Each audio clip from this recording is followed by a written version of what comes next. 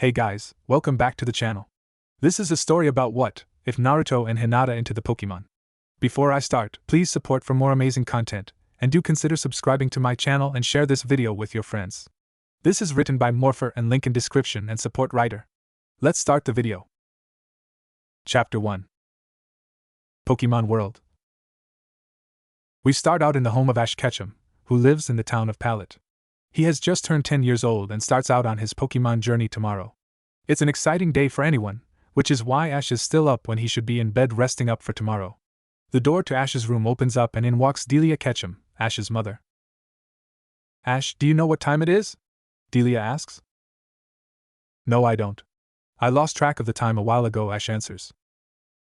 It's way past your bedtime. Now go on and hop into bed, Delia tells Ash. But Mom, I'm too excited about tomorrow to go to bed now, Ash replied. Can I stay up a little bit longer? I guess it can't be helped, Delia thinks to herself. Okay, she says, I'll let you stay up, but only if you think about which Pokemon you will choose tomorrow, and she turns on program about the 3 starter Pokemon that a trainer gets to choose from in Pallet Town. There's Charmander, a fire type, Squirtle, a water type, and Bulbasaur, a grass type. Now then, Ash thinks to himself, which one should I choose? Charmander has the firepower to take on any trainer. Then again, Squirtle can help me get across great expanses of water so that I don't have to wait for boats to travel to islands and back. Then again, Bulbasaur can help me get through dense forests by helping make a path through it after a few minutes have gone by. Ash thinks this is a really tough decision. All 3 of them are good starter Pokemon. I guess I'll just head off to bed and sleep on this decision. Now Ash is asleep and dreaming about the 3 Pokemon that he believes he will choose from. Little does he know that he is in for big surprises come tomorrow. Naruto World. Naruto is fighting Sasuke in his Stage 2 Curse Mark form with his own QB Cloak Single-Tail form. It has been a pretty even fight up to this point. Sasuke is fighting in order to go see Orochimaru in order to receive training from him, and Naruto is fighting to bring Sasuke back to Konoha. Sasuke, Naruto yells as he charges towards Sasuke, I am going to bring you back if it's the last thing I do. Sasuke yells back as he flies towards Naruto, if I have anything to say about it, it will be the last thing that you do. Just before they hit each other, they both turn slightly in different directions and end up missing each other, and turn back around to prepare to charge at each other again. I must get strong enough to kill my brother Itachi, and if you refuse to let me go, I will have to kill you, Sasuke yells out. If that is how you feel about this, then let's finish this, Naruto shouts back. I will, Sasuke replies. Naruto and Sasuke stand still for a second. In Naruto's hand a blue ball of swirling chakra starts to form, and in Sasuke's hand black lightning starts to form around his hand.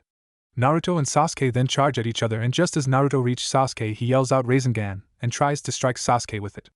Unfortunately, Sasuke dodges quickly at the last second, causing Naruto to miss.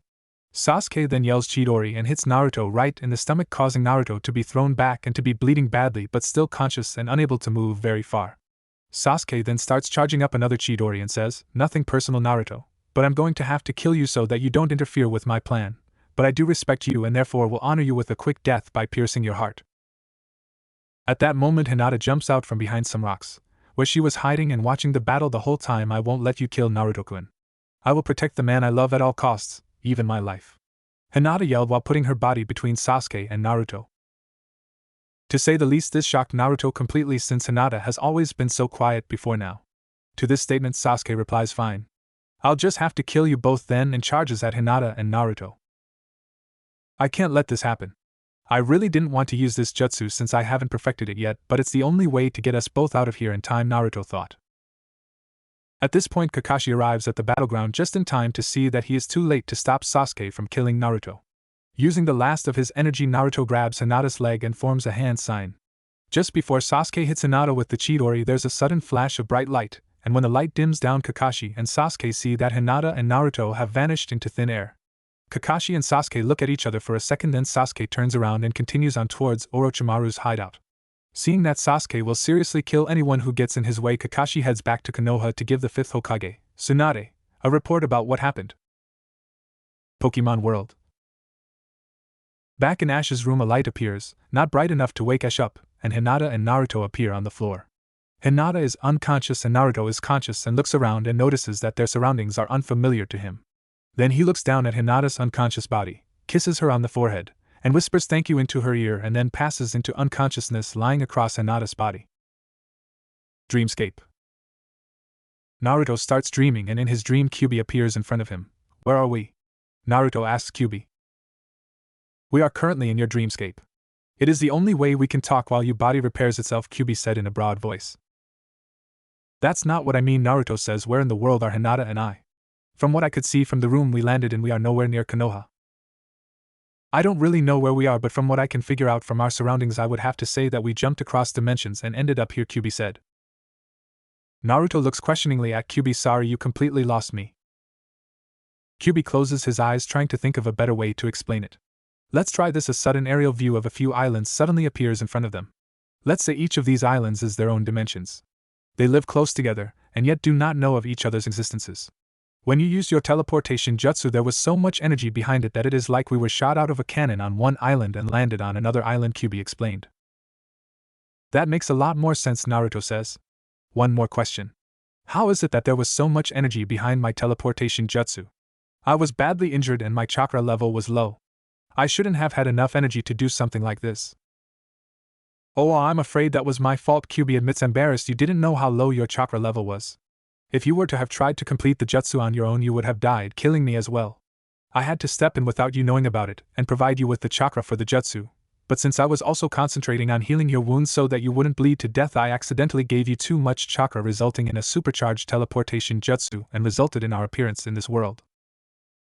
Okay, that answers the major questions, but now I have a few minor questions, Naruto said. We still have some time, so go ahead and ask the questions. Remember, in a dreamscape hours can pass in only a few minutes, Kyuubi said as he lays down. Good, Naruto says. First, why was it that I was conscious and Hinata was unconscious when we arrived? Quite simple really, Kyuubi said. Transporting across dimensions really stresses a person's body, and since I was healing you at the time of the transportation, there was less stress on your body, but only enough that you were to stay conscious for a few minutes. Secondly, how long will it take before we can get back home? Asks Naruto. A few years, I would guess, replies Kyuubi. What? Why so long? Naruto asked. It's because I used up a lot of chakra and I am finding it takes a while to gather chakra since we are not in our home dimension, Kyuubi replies. Well then, what will we do to pass the time until we can go home? Naruto asked. No clue. I guess we'll find out tomorrow. One final question. How is it that you know so much about this? Naruto asked, tilting his head to the side like a fox. Before I was forced to attack Konoha, I was quite the scholar. I would travel dimensions gathering information that could come in handy, Kyuubi said. Now are you finished? For now, answered Naruto. Mind if I ask you a question now? Kyuubi asked. You just did, but sure, Naruto said with a grin. Why did you want to know all of this? Kyuubi asked, looking irritated. I need to have some answers for when Hinata wakes up, Naruto said in a laid-back voice. This brings me to my next question. Hinata outright admitted that she loves you, and I want to know, do you return her love? Kyuubi asked. I don't know, Naruto replied. I have respect for her for willing to go that far to protect me, and I care enough to not let her throw her life away, but I can't really say whether or not I love Hinata at this moment. It is something you may want to figure out soon. After all, you are going to be together for a while, Kyuubi informing him. I think that's enough for now. Your body is still injured, so I need to heal you fully before anyone wakes up, and you need to rest up for tomorrow. Wasn't I already resting since we are in my dreamscape talking? Naruto asks. Not at all. When we use the dreamscape to communicate, it is as if you were awake, Kyuubi replied. Also, I will be too exhausted to communicate with you for a while, which means you won't hear from me much. With that being said, Kyuubi vanishes along with the dreamscape and Naruto falls asleep, figuratively speaking, to wake up to who knows what. Chapter 2. Pokemon World. Morning has come and gone already, and Ash is still asleep. It is currently late afternoon, about 3 p.m., and Ash is just now waking up. Asterisk yawns asterisk. What time is it, Ash think? He turns and looks at the clock. I'm so late. I need to get to Professor Oak's lab quickly. Ash jumps out of bed and starts running for the door and trips over Naruto and Hinata. The jolt from Ash tripping over them starts to wake up Naruto and Hinata. Ash rubs his head. What did I trip over? Ash turns around as Naruto and Hinata start to get up and screams. Who are you? What are you doing here? Naruto helps Hinata get up and says without looking at Ash, it is courteous to introduce yourself before asking someone's name. Sorry about that, Ash says apologetically. My name is Ash Ketchum. That's better, Naruto says. I am Naruto Uzumaki and this is Hinata Hyuga. Pleased to meet you, Hinata says. Likewise, says Ash. As to what we are doing here, that will take a little bit of explaining, Naruto says. All three of them sit on the floor while Naruto explains what the QB told him last night to both Ash and Hinata. As you can see, we're a bit of a situation. We are going to be stuck in your world for a while, and we don't know what we can do in this world to pass the time, Naruto says. Hold up a second, I'm still to wrap my mind around what you just told me, Ash says. You're telling me that there exist many worlds at the same time, we just can't see them. From what I understand, that is correct, Naruto says. Ash suddenly realizes that he forgot that he's late to see Professor Oak. Naruto, Hinata, I've got an idea that may be able to solve your problem, but we got to go now, Ash says. Ash runs out the door with Naruto and Hinata right behind him and arrives shortly at Professor Oak's lab. The three of them walk through the front door and see Professor Oak with his back to them working on something. You know you're late, Ash, Professor Oak says. Yeah, I know, and I also brought some guests, Ash says. Professor Oak turns around and sees Naruto and Hinata and asks, who are these people? This is Naruto Uzumaki, Ash says, and motions toward Naruto, and this is Hinata Hyuga and motions towards Hinata. Naruto, Hinata. This is Professor Oak, and he might be able to help you too. Help them with what? Professor Oak asks. I guess I'll need to explain this all over again, Naruto says. No, Naruto. Let me handle explaining this to Professor Oak, Ash says. Professor Oak leads everyone to some couches and everyone sits down while Ash explains what Naruto told him to Professor Oak. That makes a lot of sense. It explains what their clothes look out of place, Professor Oak says. What was this idea of yours, Ash? Professor Oak asks. I was figuring that since I start my Pokemon journey today that Naruto and Hinata could join me and we could travel together, Ash answers. Which reminds me that I need to give you your starter Pokemon, says Professor Oak. Unfortunately, since you were so late in getting here, the other trainers came by and got Bulbasaur, Squirtle, and Charmander. I had already caught an extra Pokemon knowing this, but it means that you don't have a choice in which Pokemon is your starter. That's fine by me. I'm just glad to be able to have a starter Pokemon, says Ash. Excuse me, says Naruto, I hate to interrupt you two, but what are these Pokemon that you speak of? That's right, since you two don't come from this world and know nothing about Pokemon, says Professor Oak. If you'll follow me, I show you what Pokemon are. Naruto, Hinata, and Ash all follow Professor Oak to a machine where Professor Oak pushes a button and a Pokeball comes up from a hidden compartment in the machine. Is that it? It doesn't look like something we would want to spend our time on, Naruto says. No, this is not it, this is just a tool used to catch Pokemon. This is called a Pokeball, says Professor Oak. The Pokemon is inside of the Pokeball. He hands the Pokeball over to Ash. Since this is your starter Pokemon, I'll let you do the honors of releasing it from the Pokeball. Pokeball go, Ash says as he throws the Pokeball, and from the Pokeball a Pikachu materializes in a light that's bright but only just bright enough to be a light. How cute, Hinata says and picks up the Pikachu and rubs her cheek against Pikachu's cheek. I wouldn't do that, Professor Oak says. Why not? Hinata asks. Sparks start coming out of Pikachu's red cheeks, and then a bolt of electricity comes out and shocks Hinata. Naruto runs over to Hinata. Are you all right?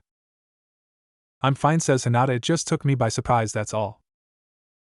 That's the reason why Professor Oak says those red spots on Pikachu's cheeks are its electric sacs where it gathers up electricity to use for attacks, and they are very sensitive.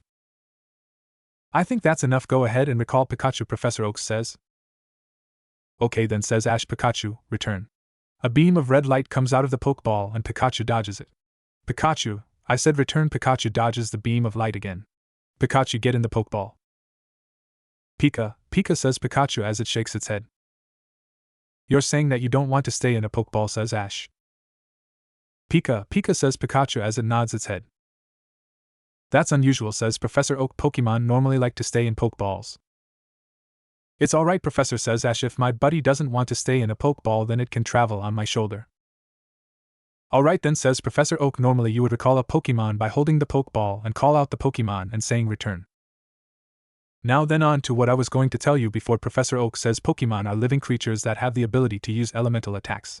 What people like Ash do is travel around the world catching Pokemon, having battles with other trainers, training their Pokemon, and if they want to, competing in gym battles to win badges, and when they have 8 they can compete in the Pokemon League where the best trainers show up. What do you say, Naruto? Hinata? Would you like to journey with me? Ash asks.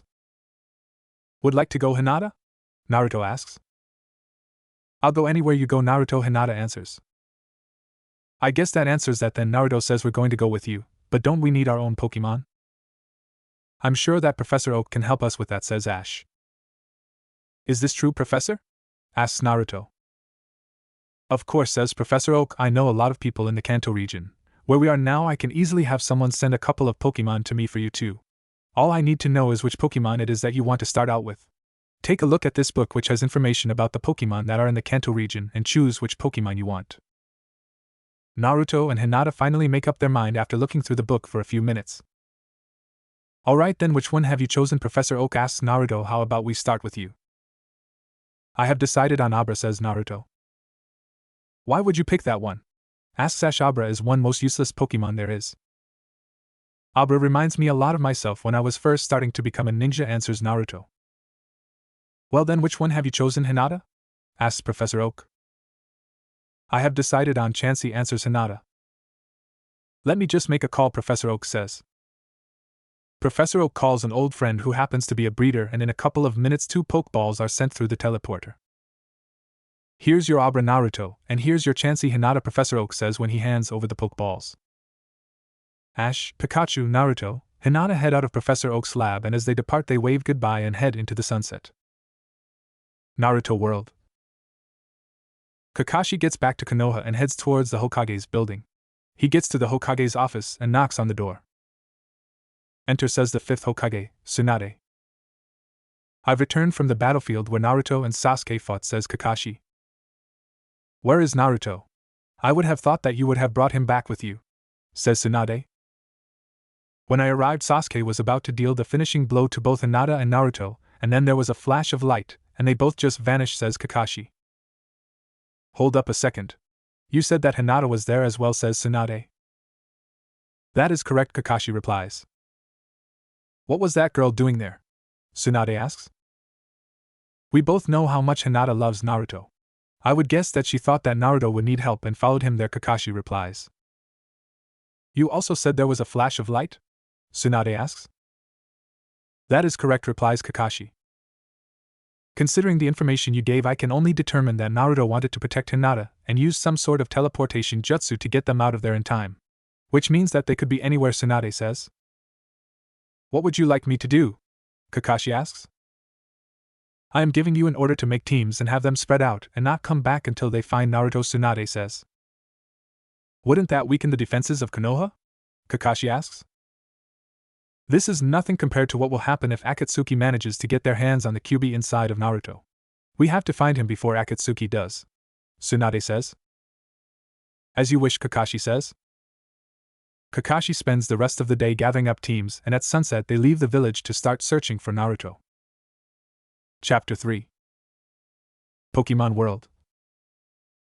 Naruto, Hinata, Ash, and Pikachu have made it to the outskirts of Pallet Town, and as the sunset turns the day into twilight they hear someone running up from behind them. They turn around to see Professor Oak running towards them. What are you doing here, Professor? Asks Naruto. With all that was going on before you left, I forgot to give you all your Pokédexes and extra Pokeballs, said Professor Oak, and hands each of them 6 Pokeballs and a Pokédex. What are these for? Asks Naruto. The Pokeballs are used for catching more Pokemon, and the Pokédex gives you information on the Pokemon you meet. Professor Oak says also you can only carry 6 Pokemon with you, so when you have caught your 7th Pokemon, the Pokeball will be teleported to me. Let out your Pokemon and be reteleported back to you. Thanks, Professor, all 3 of them say. One more thing before you go, says Professor Oak. Ash, your mom asked me to give you this, and hands over to Ash a backpack with blankets and canteens for the 3 of them, as well as a map of the Kanto region. Your mother asked me to give these to you. It seems strange that she was prepared with 3 sets of items. Ash says it's as if she knew I had fellow travelers. Of course she knew, Professor Oak says, after I told her, that is. That was thoughtful of you, Hinata says. Someone has to make sure that you have what you need, Professor Oak says. Seriously though, thank you, Professor. Naruto says, anything else for us before you head back? My full name is Samuel Oak. Just call me Sam, Naruto. There's no need to be so official, Professor Oak says. I'll try, Naruto says. Also, since we are still pretty close to Pallet Town, there aren't too many wild Pokemon. I wish one would appear so that I could teach you how to catch Pokemon, Sam says. As if it was listening in, a Pidgey swoops down to land and little ways away from them. That's really convenient, Sam says. Who would like to catch this Pidgey? I think Hinata should catch this, Naruto says. I agree completely, Ash says. Are you sure? Hinata asks. Positive, both Ash and Naruto reply. I guess that settles that then, Sam says. First of all, start by pressing the button on the Pokeball. Hinata presses the button, and it grows from finger size to hand size. Okay, what now? Hinata asks. Now just throw the Pokeball and out will come your Chansey, Sam says. Okay, here we go, Hinata says, and she throws the Pokeball near Pidgey, and Chansey materializes in a white light, and the Pokeball comes back to Hinata's hand. At this, Pidgey is aware of a battle and prepares to battle. Now if you flip open your Pokédex, you will see a list of attacks Chansey knows. Just declare an attack and Chansey will attack Pidgey with it, Sam says. Hinata opens up that Pokédex and sees that Chansey knows 2 moves, Tackle and Double Slap. Use Tackle, Chansey, Hinata says hesitantly. Chansey charges at Pidgey and Pidgey takes flight and dodges just before Chansey hits. Keep in mind that the opposing Pokemon can dodge and attack as well, Sam says. Pidgey turns around and starts flying back at Chansey. Chansey take the hit from Pidgey and use that chance to knock Pidgey down with Double Slap, Hinata says more decisively. As Pidgey strikes Chansey squarely in the chest, Chansey takes its hand and hits Pidgey down to the ground. Now follow it up with Tackle, Hinata says, and Chansey more or less just lays down on Pidgey since Pidgey is at Chansey's feet. Pidgey lies on the ground not moving after Chansey gets up. Oh no. Is Pidgey alright? Did I go overboard? Hinata frantically asks. Calm down, Hinata, Sam says. Pidgey will be just fine. Now that you've weakened Pidgey, take an empty Pokeball, press the button on it, and throw it at Pidgey. Hinata follows Sam's instructions to the letter, and when the Pokeball hits Pidgey, the Pidgey changes into a ball of red energy and get caught in the Pokeball. The ball sits on the ground for a few seconds, the button flashing red, and then it turns white. There you go, Sam says. You just caught Pidgey? You can let Pidgey out by doing the same thing as you did with Chansey, and you'll see that Pidgey is fine. Hinata throws the Pokeball and says go Pidgey, and out comes Pidgey and flies towards Hinata and lands on her shoulder. You most definitely look alright, Hinata says as she pets Pidgey's neck area.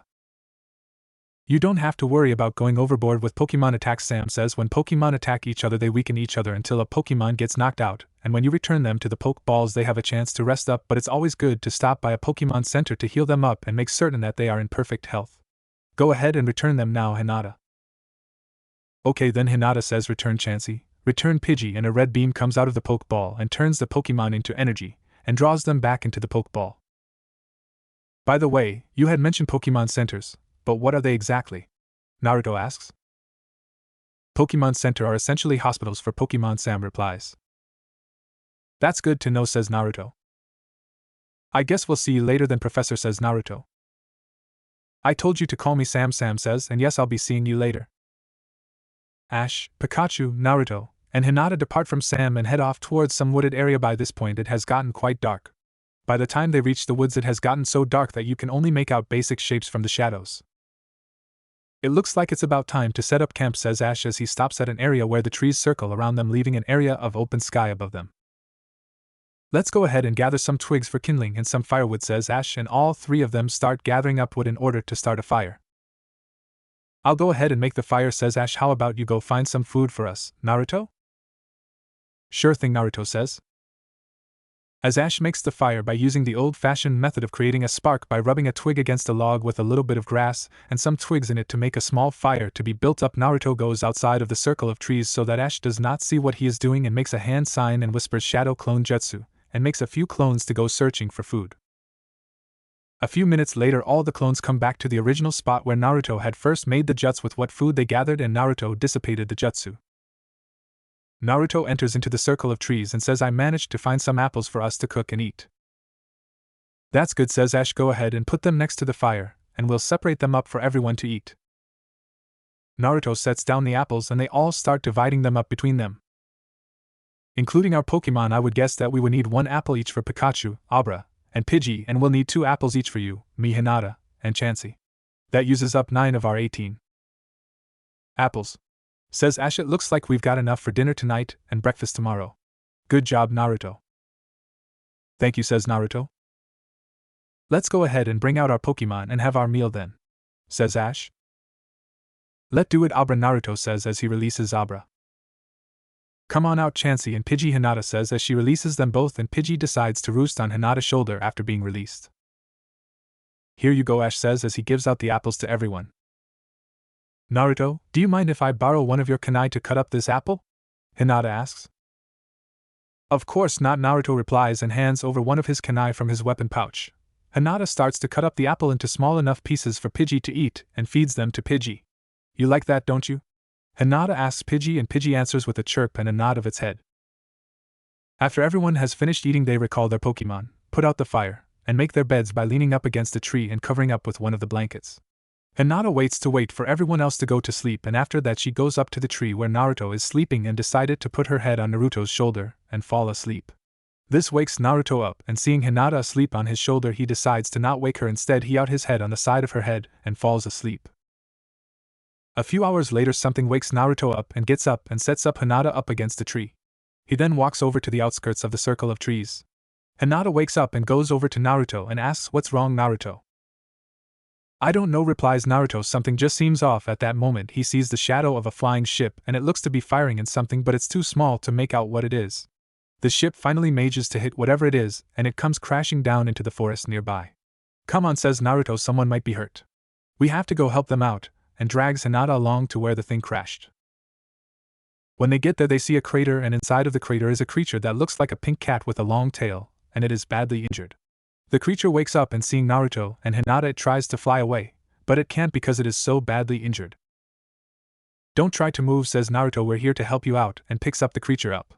It struggles a little bit, and then falls unconscious. "What was it that the professor said we should do in this case?" Naruto asks Hinata. Hinata thinks about for a second. He mentioned that a Pokemon Center was a hospital for a Pokemon. "I think we should to a Pokemon Center," Hinata replies. "Let's wake Ash up and figure out where the nearest Pokemon Center is," Naruto says. Naruto and Hinata head back to the campsite and go on to wake Ash up. "What's up?" Ash asks drowsily. "We found a badly injured creature in the woods and we need to know where the nearest Pokemon Center is," Naruto says. "Hold on a second, let me grab the map," says Ash. He pulls out the map and looks at it. It looks like the nearest Pokemon Center is in Viridian City. It's about a mile in that direction, and Ash points in the direction. Ash then gathers up everything and put it into his backpack. "Hinata, pick up Ash, we need to get there quickly," Naruto says. Hinata grabs Ash and puts him on her back. "Ready to go?" Naruto asks. "Yep," Hinata replies. "Let go then," Naruto says. "Make certain you hold on tight," Hinata tells Ash. Naruto, carrying the creature, and Hinata, carrying Ash, start jumping quickly from branch to branch in order to get out of the forest quickly. After they get out of the forest, they dash to the city, and when they reach the Pokemon Center, Naruto starts banging on the door. "Open up," Naruto yells, "we've got an emergency here." "My name is Nurse Joy, and what's going on here?" Nurse Joy asks as she opens up the door. "We've got a badly injured creature here," Naruto replies. Nurse Joy looks at the creature and says, "You're right about that. Chansey, bring in the stretcher fast," and a pair of Chanseys come in with a stretcher. "Take this creature to the ER stat." Hold on one second, they all hear a voice come from the other room. A female officer stands up and starts walking across the room. "I'm Officer Jenny, and I need to take a look at that creature." Officer Jenny takes a look at the creature and says, "This is the legendary Pokemon Mew. You're all under arrest," and brings out the handcuffs. The Chanseys continue taking Mew to the ER. "What for?" asks Naruto. "We've had reports of a team of Pokemon hunters going after Mew, therefore since you are bringing Mew in, you must be the Pokemon hunters," Officer Jenny says. "That's not true at all," Hinata says. "We found this Pokemon in a crater after someone shot it down." "A likely story," says Officer Jenny. "If you can't prove that you're not the Pokemon hunters, I'm going to have to take you in." "I don't think we can prove that," Naruto says. "All we have are these," and Naruto pulls out the Pokeballs and Pokédex. A Pokédex," says Officer Jenny. "This should prove who you are." "Do you other two have a Pokédex?" Officer Jenny asks. "Yes," both Ash and Hinata say, and they both pull out their Pokédex. "Okay, let's take a look here," Officer Jenny says. "We have one Ash Ketchum, one Naruto Uzumaki, and one Hinata Hyuga. Everything looks to be in order." Officer Jenny hands each of them back their Pokédex and apologetically says, "I'm very sorry about judging you like that. We already had an incident where one of the Growlides that we were training got stolen from us, and I'm on edge." "It's all right, we understand," Hinata says. "I really hope that Mew is going to be okay," Naruto says. I'm certain that we are all worrying about Mew, Hinata says. Hinata and Naruto now wait outside the E.R and wait for news on Mew. Mystery flying ship. I'd hate to tell the leader what happened, Mystery Man says. You're not the only one, Mystery Woman says. Whether or not you want to, we have to tell the leader because he's going to cheek in soon, Mystery Pokemon says. A minute later, a screen turns on, and the shadow of a man appears on the screen. Have you managed to capture Mew yet? Shadow Man asks. We have good news and bad news, Mystery Man says. The good news is that we managed to shoot down Mew and badly injured it, Mystery Woman says. The bad news is that when we got to the place where Mew crashed, Mew wasn't there, Mystery Pokemon says. How dumb can you be? Shadow Man asks. If Mew wasn't where it crashed, it either means that Mew flew away or that someone found Mew first. Since Mew couldn't possibly fly away, it means that someone found Mew first. If they were to find Mew in that condition, they would obviously take it to the nearest Pokemon Center to be healed. Shadow Man says. Now then, which Pokemon Center is closest to you? Shadow Man asks. That would be the one in Viridian City, Mystery Man says. Then go there and get Mew, Shadow Man says, and the screen turns off. Isn't Viridian City where we took the Growlithe from? Mystery Pokemon asks. That's right, Mystery Woman says. Won't they be in for a surprise when they see us again? Mystery Man says. Set course for Viridian City, Mystery Woman says. I, Mystery Pokemon says. The mystery flying ship, which looks like a zeppelin, turns around and starts heading for Viridian City, and the sun starts to rise, and on the side of the ship there's a giant red R. Naruto World. A whole day has gone by of searching for Naruto has come and gone without any sign of Naruto. Further down the path there's one of the Akatsuki, Itachi Uchiha. Itachi senses the approach of one of the searching teams and hides from them. The search team stops right by where Itachi hid. Man, there's no sign of that Naruto, Uzumaki Jounin one says. You heard the Hokage. We need to find Naruto before Akatsuki does, Jounin 2 says. Quit chatting, you two, Jounin 3 says. Remember that anyone could hear us. Besides, we have a large area to search. The Hokage said that Naruto could be anywhere in this world. Let's get back to searching now. The three Jounins head off, leaving Itachi all by himself. This is an interesting bit of information, Itachi thinks to himself. I'd better tell the of Akatsuki about this, and Itachi calls a meeting of all the Akatsuki using a special communication jutsu. What's up, Itachi? Kisame Hashigaki asks. I've got some big news, Itachi says. Apparently Konoha has sent most of their Jounin to find the Ninetales Jinchuriki, meaning that they don't know where he is, which means that he should be easy pickings if we find him first. You're completely right, Itachi. Akatsuki's leader says every Akatsuki member is to abandon their current mission and search for the Ninetales Jinchuriki. That's an order. This meeting ends now. Every Akatsuki member breaks communications and head out to search their own individual areas. Will Mew be alright? Who is this mystery team after Mew? A/N. Although you probably figured it out by now, will Akatsuki or Konoha be the first to figure out that Naruto is no longer a part of their world? The only way to find out is to keep reading. Please rate and reply. A/N. In case anyone is wondering, there's a time dilation between the two worlds.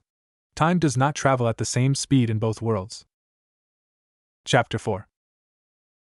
Pokemon World.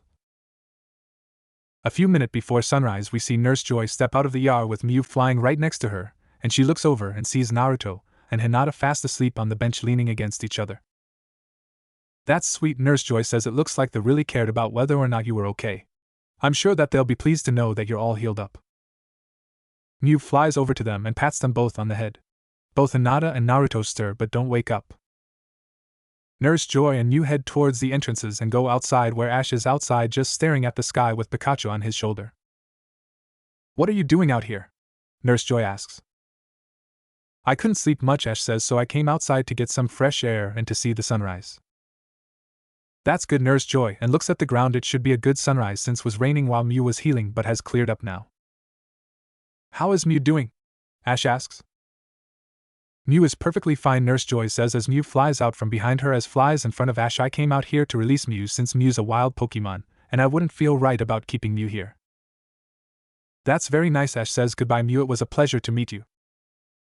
Mew flies off waving goodbye to Ash and Nurse Joy. After Mew leaves their sight, she says, I might as well get breakfast ready. Ash, would you like to help? No thanks, Ash says. I still have yet to see the sunrise. Okay then, Nurse Joy says and heads into the kitchen to start cooking. A few minutes later, the sun starts to rise over the horizon. Wow, it really is a beautiful sunrise, Ash says. It's too bad Naruto and Hinata are missing this. When the sun is halfway risen, a rainbow appears in front of Ash and Pikachu. What a beautiful rainbow, Ash thinks. Another minute later, a figure appears in the sky heading towards Ash and Pikachu. When it gets close enough for Ash and Pikachu to see clearly, they see that it is a giant golden-looking Pokemon, and it flies right over the Pokemon Center. What was that? Ash asks Pikachu.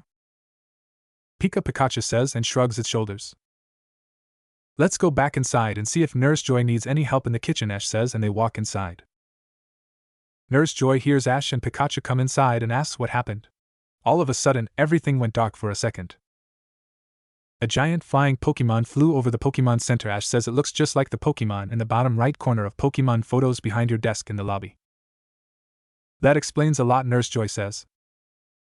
Do you know the name of that Pokemon? Ash asks. I'm sorry, I don't, Nurse Joy says. That's okay, Ash says. Would you like some help in the kitchen? He asks. Sure, Nurse Joy replies, and Ash joins her in the kitchen, and Pikachu waits at one of the tables in the kitchen area. A few minutes later, the door opens up and Officer Jenny walks in. How was your night? Nurse Joy asks. Lousy, Officer Jenny replies. I have no clues about the thieves who took our Growlithe and stayed up worrying about what they might be doing to it.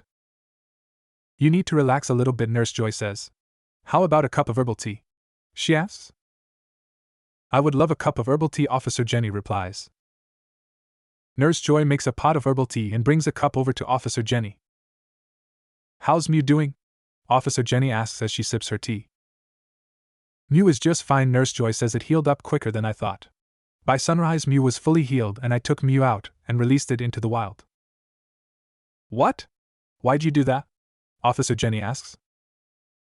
I didn't feel right about keeping it here when it's a wild Pokemon, Nurse Joy says. Don't you understand that if the hunters get their hands on Mew that anything could happen, Officer Jenny says. I understand that, Nurse Joy says, but I need to follow what I think is right, and therefore I had to let Mew go. If anything happens because of this, you're the one who's at fault, Officer Jenny says. I gladly accept the consequences of my action, Nurse Joy says, that is if there turn out to be any. That's enough about that subject, Officer Jenny says. How are Naruto and Hinata doing? She asks. They're doing fine, Nurse Joy says, or at least that's what I think. They're still asleep and therefore haven't had a chance to talk to them. They must have been tired from yesterday, Officer Jenny says. I would agree with that, Nurse Joy says. As Ash gets close to finishing up the cooking, the smell fills up the room. Something smells good, Officer Jenny says. What are you cooking back there? She asks. A classic breakfast of eggs, bacon, and toast, Ash replies. Will it be done soon? Officer Jenny asks. A few more minutes and everything will be done, Ash replies. Meanwhile, in Viridian Forest, something is happening. We see Mew sitting in a tree. Mew looks like it is in thought, and then Mew suddenly takes off and heads back to Viridian City. Back at the Pokemon Center, we see Naruto starting to wake up. What smells so good? Naruto thinks. As he gets up, he lays Hinata across the bench so as not to wake her up. What's going on? Naruto asks as he enters the kitchen area. Hello, sleepyhead. I see you're finally up, Ash says. To answer your question, I was just cooking some breakfast for all of us. That sounds good, Naruto says. Can I go ahead and take a couple of plates for me and Hinata? He asks. Go ahead, I just finished cooking, Ash replies. Naruto grabs 2 plates and brings them out to where Hinata is sleeping still. He sets one of the plates down and shakes Hinata's shoulder. Come on, Hinata. It's time to wake up, Naruto says. Hinata slowly opens her eyes, then sits up and stretches her arms. What's up, Naruto? She asks. Naruto points at that ceiling. That's up, he says with a grin, but never mind that, it's breakfast time, and hands her one of the plates. This puts a smile on her face and she starts eating. This is really good, Hinata says. Who made this? She asks. Ash did, Naruto says with a sullen look on his face. After Hinata gets finished eating, she looks over at Naruto and sees that he has barely touched his food and looks down. What's wrong, Naruto? She asks. Nothing's wrong, Naruto says and starts eating quickly. You're right, this is good, he says. Come on, Naruto, I know you better than that. Hinata says, after all, I've been watching you for the longest time. I know that there is something on your mind now, tell me. Naruto sets down his fork and says it's about Mew. I know Mew got fully healed, but I worry about what will happen to it. Someone with evil intentions was either trying to kill Mew or capture Mew without any consideration to whether or not Mew got badly injured. Those people are still out there, and there's no one to watch after Mew. I'm sure that Mew is going to be fine, Hinata says, cheerfully, trying to cheer Naruto up. Naruto thinks about what she said and then smiles and says, You're right, Hinata. I'm just thinking about this too much. Then Naruto finishes eating his breakfast.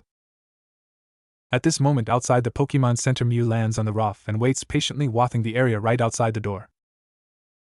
Naruto and Hinata walk into the kitchen with their empty plates and walks over to Ash. Thanks for the meal, they both say. It was delicious. No problem, Ash says back, it was my pleasure.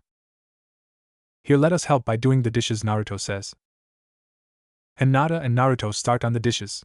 After a half hour, Naruto and Hinata finish the dish and pack up everything and prepare to head out the door. It was a pleasure to meet you both, all three of them say to Officer Jenny and Nurse Joy. Wait, Officer Jenny says, before you go I have a gift for each of you, and hand each of him what looks like a belt with clips attached to them. What is this? Naruto asks. That is a Pokeball belt, Officer Jenny replies. It is used to hold your Pokeballs so that it makes it less likely to lose them. How does it work? Hinata asks. You just put one your Pokeballs in one of the clips and a tiny magnet keeps it in place. And you wear it like a belt, Officer Jenny replies. Naruto, Hinata, and Ash put the Pokeballs in the clips. Ash doesn't need to organize his since he only has Pikachu, and Pikachu always rides on his shoulder when traveling. Naruto puts Abra first since Abra is his only one. Hinata decides to put Pidgey first and follow up with Chansey. I guess we'll be seeing you then, Naruto says. Goodbye, Officer Jenny and Nurse Joy say.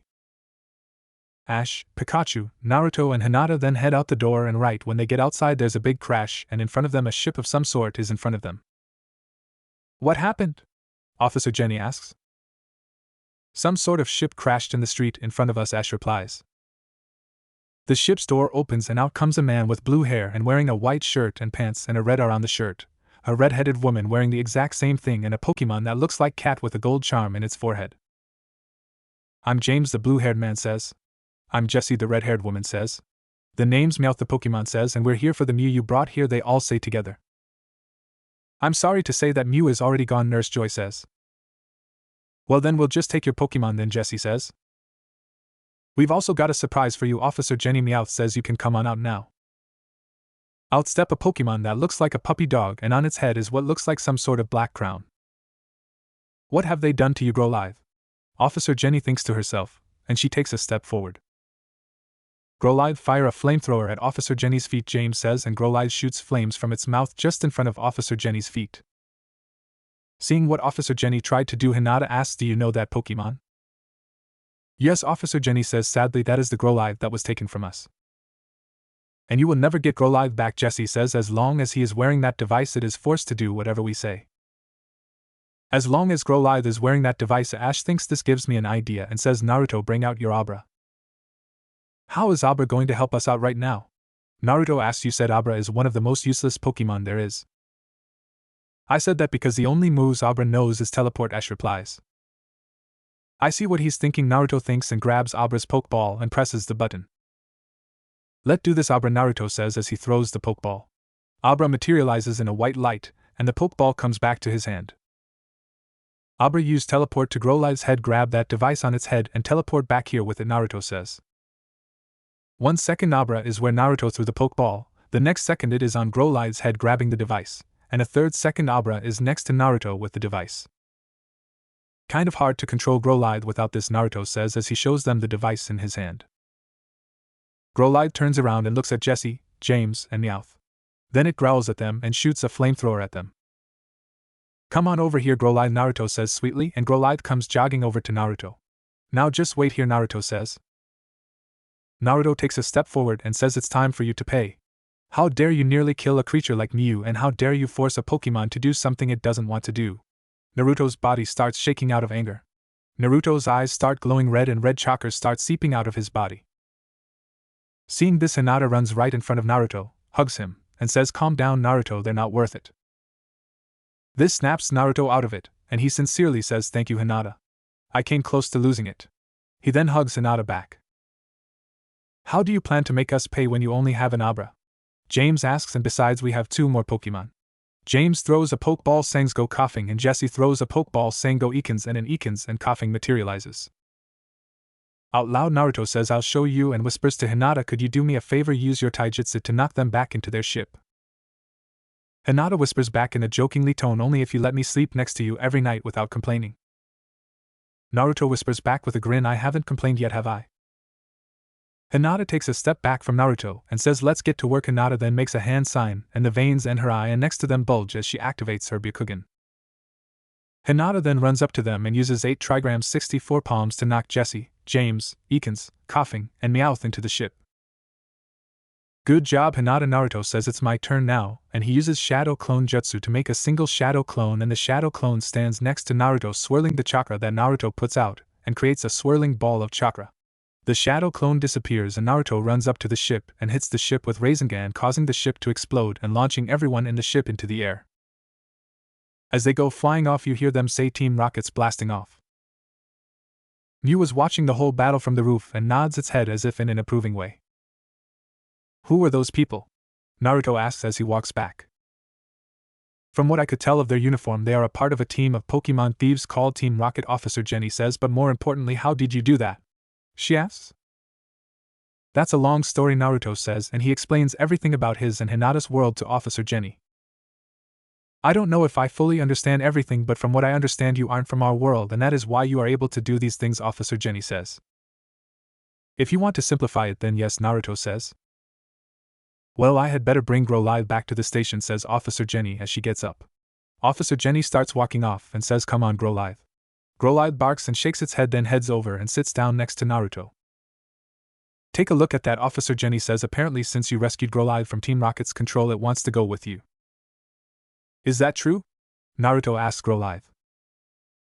Growl, Growlithe says and nods its head. Do I have your permission to take Growlithe on my journey? Naruto asks Officer Jenny. It is not up to me, Officer Jenny says, it's up to Growlithe, and his choice is pretty clear. Well then, welcome to the team, Naruto says.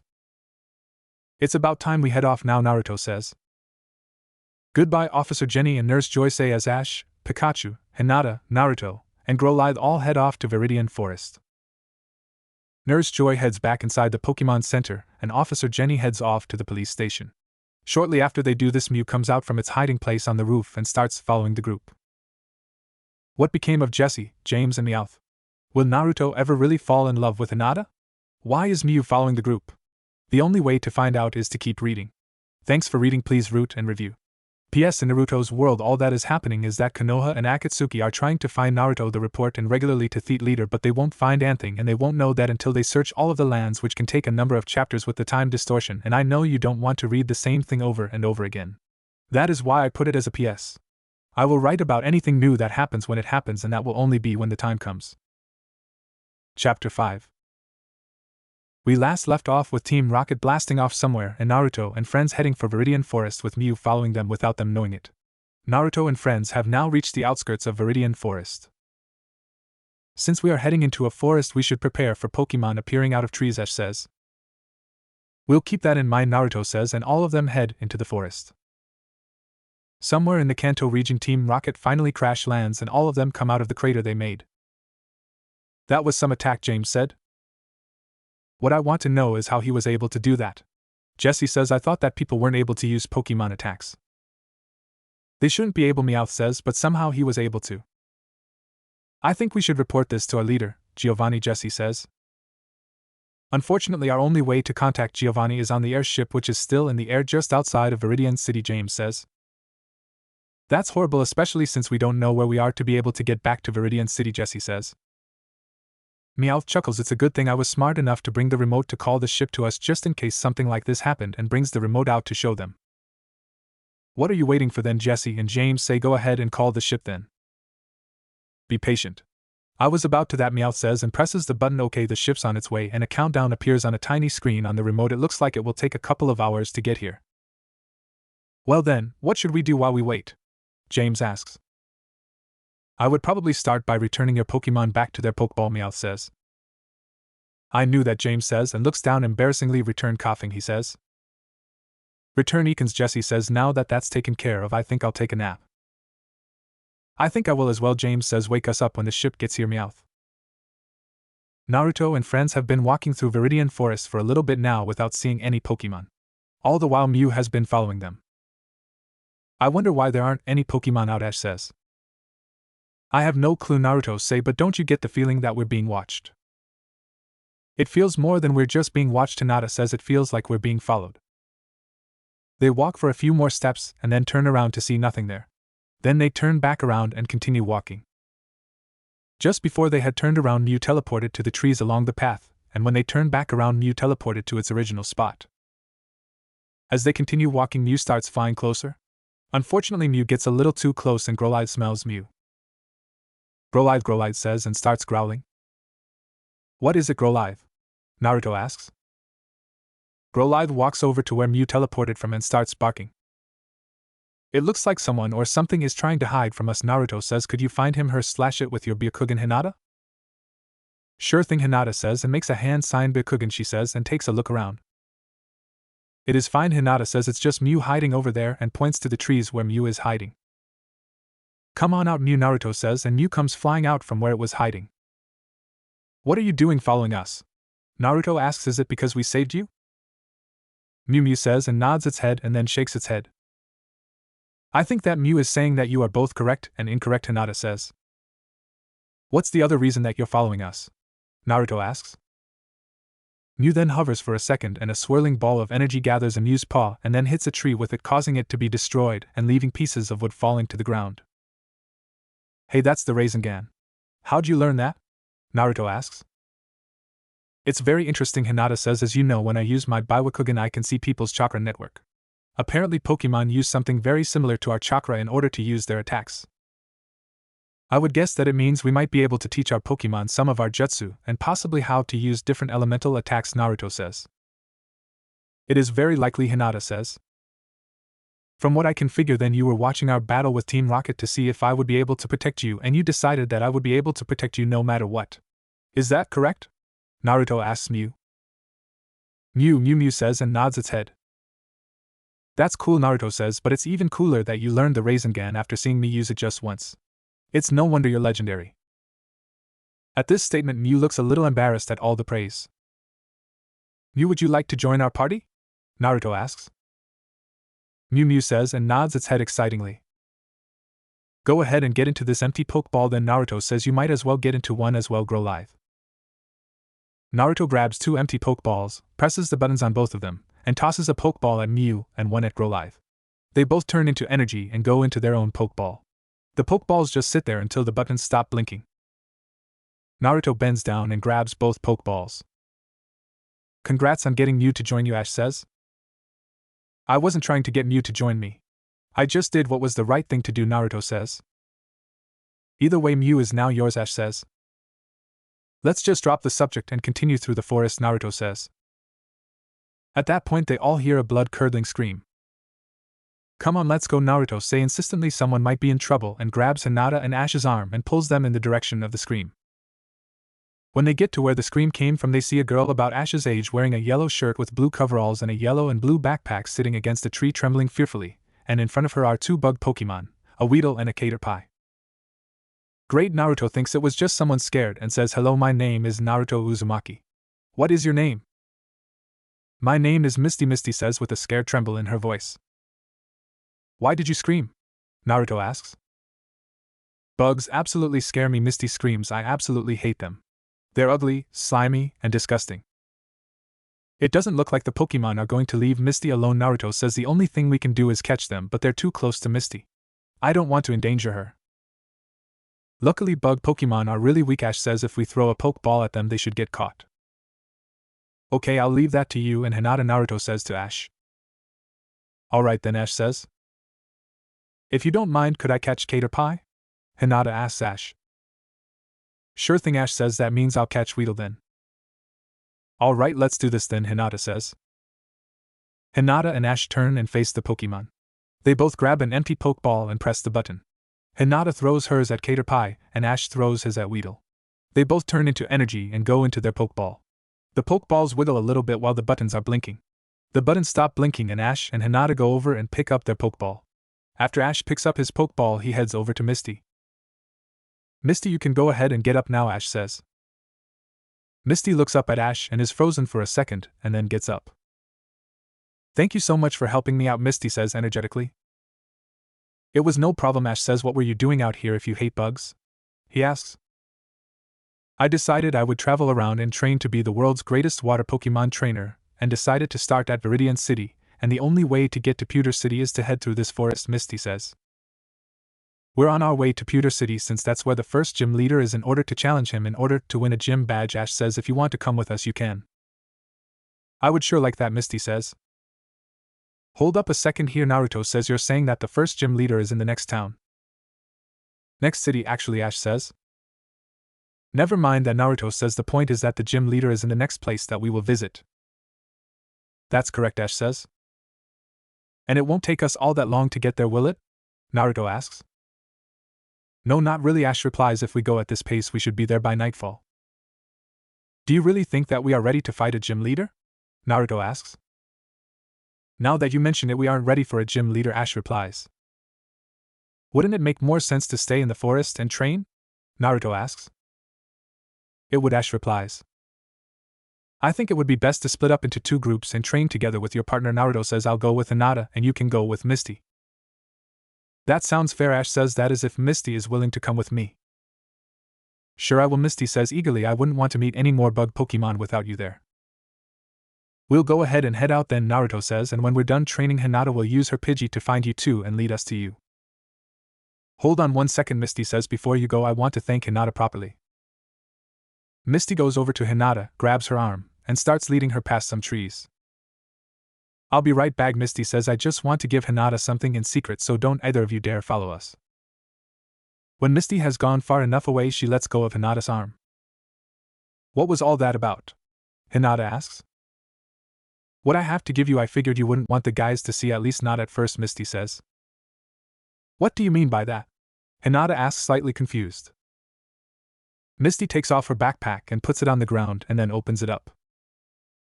This is what I mean, Misty says, and pulls out a purple dress and hands it to Hinata. I wanted to give you this. Hinata takes it out of Misty's hand and says, this is so beautiful, but why don't you wear this?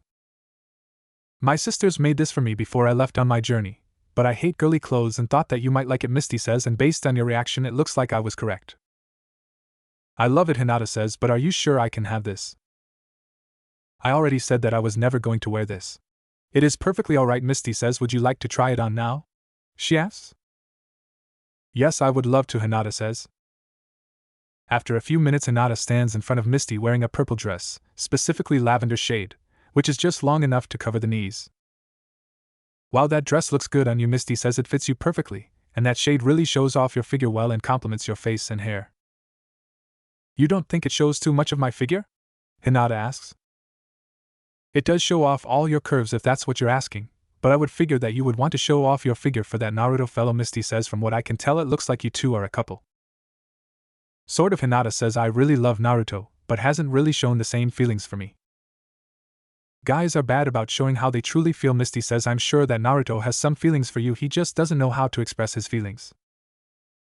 I sure hope that is true, Hinata says. Misty says with her left hand on her chin. What is it? Hinata asks. Something just looked wrong for the dress, as if something was missing, but I think I just figured it out, Misty says. What is missing? Hinata asks. It's not that something's missing, it's your hairstyle, Misty says. You're wearing your hair up, and for a dress you should have your hair brushed down. Luckily I have a brush in my backpack for such an occasion, and pulls out a hairbrush from the backpack. As Misty brushes Hinata's hair, Hinata asks, how do you think Naruto will react when he sees me like this? I don't know, Misty says, but I'm just about done brushing your hair. With Hinata's hair being brushed down, it is about shoulder length. There, that looks so much better, Misty says. It's too bad I don't have a mirror in order for you to see yourself. I'm sure it looks perfectly fine, Hinata says. I think we had better head back to the boys. You're right, Misty says, and grabs Hinata's clothes that she had changed out of and puts them in her backpack. I'm sure that they're getting impatient. One thing before we go, Hinata says. Where should I put my Pokédex and Pokeballs? She asks. There's a pocket on both the left and right side of the dress close to your knee. They blend in well enough that you won't be able to see them if you're not looking for them. Misty says you can put your Pokédex in one pocket and your Pokeballs into another. Why don't I just wear the Pokeball belt? Hinata asks. The Pokeball belt just wouldn't look right with the dress, Misty says. How will I keep track of which Pokeballs are empty and which have Pokemon in them? Hinata asks. How about you put your empty Pokeballs in the pocket with your Pokédex and put the ones with Pokemon in them in the other pocket, Misty suggests. Well then how will I know which Pokemon I'm bringing out? Hinata asks. Misty hesitates for a second. I didn't think about that. We don't have anything to mark the Pokeballs and they're all in one pocket. I guess I could modify the dress to add more pockets to it so that it's similar to a Pokeball belt, but there's no time to do that now, Misty says to herself. What are you talking about? Hinata asks. Oh, it's nothing, Misty says. I was just figuring out how to solve that problem that you mentioned. There's nothing we can do right now, so we might as well head back to the boys. Let me just put away my Pokédex and Pokeballs before we head out, Hinata says. It takes Hinata a couple of minutes to find the pockets because the way the dress was designed, there's a spot on the dress before it flares out along the legs. There's a line that hides two small zippers, one on each side, and puts her Pokédex and Pokeballs in the right pocket and the Pokeballs with Pokemon in them in the left pocket, and start heading back to Naruto and Ash. Meanwhile, back at Naruto and Ash, Naruto is starting to get impatient. Right now, he has his arms crossed and has started tapping his left foot. What's taking those girls so long? Naruto asks. Who knows, Ash replies. Girls tend to take a long time when they are together. You just need to be patient. It's not that I'm impatient, it's just that I don't like standing around doing nothing when I could be training, Naruto says. How about we have a Pokemon battle while we are waiting for them to show up, Ash says. You're on, Naruto says. Misty and Hinata arrive at the tree where on the other side Ash and Naruto are about to have a Pokemon battle. Now then, you wait here until I introduce you, Misty says. Is all this really necessary? Hinata asks. No, I guess not, Misty says, but it will be more fun to see Naruto's reaction after I introduce you. I too wonder about how Naruto will react when he sees me like this, Hinata says. That means we're doing this? Misty asks. Let's do it, Hinata replies. Misty comes out from behind the tree and sees Naruto and Ash getting ready for a Pokemon battle. What do you think you're doing? Misty asks. Oh, you're back, Naruto says. We were just about to have a Pokemon battle while waiting for you to show up. I'm so glad you could entertain yourselves, Misty says sarcastically. What's with the sarcasm? Naruto asks. I'm slightly upset that you couldn't wait 20 minutes for us to get back, Misty says. Really, it's only been 20 minutes, Naruto says. It felt more like an hour to an hour and a half had passed. Yeah, it's only been 20 minutes, Misty says. By the way, where is Hinata? Naruto asks. She's back behind the tree waiting for me to introduce her, Misty says. Since we spent most of the time improving her look, we wanted to make sure we had your full attention before she came out. Misty turns around and yells at Hinata, you can come on out now, Hinata, and Hinata steps out from behind the tree. As soon as Naruto sees Hinata, his jaw drops. Hinata, is that you? He stutters. In the flesh, Hinata says. What do you think? She asks, blushing slightly. I think that you're drop dead gorgeous, Naruto replies, and speaking of which, good night, he says, and then passes out. Oh no, what have I done? Hinata asks, terrified, and runs over to where Naruto's unmoving body lays. Don't worry, Ash says, he'll be just fine. He just passed out, that's all. Hinata kneels before Naruto and starts shaking him. Come on and wake up, Naruto, she says. Naruto starts waking up. Still groggy, he says, am I dead because I see an angel in front of me? And then he becomes fully awake and says, oh Hinata, it's you, what happened? He asks. That's what I was going to ask, Hinata says, you had me so worried, and hugs him tightly, and Naruto passes out again. Wake up, Hinata says, and starts shaking him like a rag doll. Naruto suddenly wakes up and says, I did it again, didn't I? Yes, you did, Hinata says, now don't do it again. You already had me worried the first 2 times, why would you even faint? Hinata asks. I guess I must have been in shock from seeing your immense beauty, Naruto says. Come on now, Naruto. Hinata says, no matter how beautiful I am, you shouldn't have passed out. It just makes no sense. There must be something wrong with you. Not quite, a voice says in Naruto's head. Is that you, Kyubi? Naruto asks in thought form. Who else could it be? Kyubi replies. I don't know, Naruto thinks I could be going crazy. Well, you're not, Kyubi thinks. I thought that you would be out of commission for a while, Naruto says. I was supposed to be, but something happened and now I have enough energy to be able to communicate with you, QB says. Do you know what happened? Naruto asks. There was a sudden surge of chakra within both you and me, QB replies. It was so sudden that a bit of my chakra leaked from me into you and your body couldn't handle it, which caused you to pass out, QB says. Do you have any clue why that happened? Naruto asks. My guess would be because of what you felt when you saw Hinata dressed like that, QB replies. Thanks, Naruto says. I'll let Hinata know so that she doesn't continue to worry. Good luck, QB says. Good news, Hinata, Naruto says. What is it? Hinata asks. I'm perfectly alright, Naruto replies. Apparently I passed out from an overload of chakra. How could that happen? Hinata asks. This is how it happened based on what the QB could figure, Naruto says. When I saw you dressed like that I felt something that apparently I can't explain, but I reacted by creating a lot of chakra within both the QB and I, and since it caught the QB off guard, the chakra leaked from him to me so that there was enough chakra to overload my body and knock me out. That's a relief, Hinata says and hugs Naruto again, and Naruto passes out again. He wakes up soon afterward and says I would suggest not hugging me like that for a little bit. It seems to be the main source of my emotion. I'll try to restrain myself, Hinata says. Hinata helps Naruto, and to Ash she says Naruto's all right. We'll go ahead and head out now, and starts walking next to Naruto in a direction. When Hinata and Naruto are out of sight and earshot, Ash turns around to face Misty and says, you planned this, didn't you? I didn't plan for Naruto's passing out, Misty says, but my plan for them to grow as a couple did work. Even if it was only by letting Naruto know that he has intense feelings for Hinata. I wish I knew how you had time to plan all of this, Ash says. Let's just say that I've been watching you from the very beginning, Misty says. You're not going to say any more, are you? Ash asks. Nope, Misty replies. They start walking off in the opposite direction, and as walking, Misty thinks there's one other thing that I didn't plan for. I didn't plan on having feelings for Ash. Naruto and Hinata walk until they find a lake and start training near the shore of the lake, and Ash and Misty walk until they find a clearing and start training. Back at the area where Team Rocket is, their ship finally appears overhead. Meowth walks over to both Jessie and James and shakes them to try and get up. Come on, Meowth says, the ship's here and it's time for you two to get up. Jessie and James finally wake up and yawn. How long were we asleep for? They ask. A couple of hours, Meowth says, exactly as long as I said it would take for the ship to get here. Jessie and James walk right over and stand beside Meowth. Go ahead and call our transport to the ship, Meowth, James says. Here we go, Meowth says and pushes another button on the remote.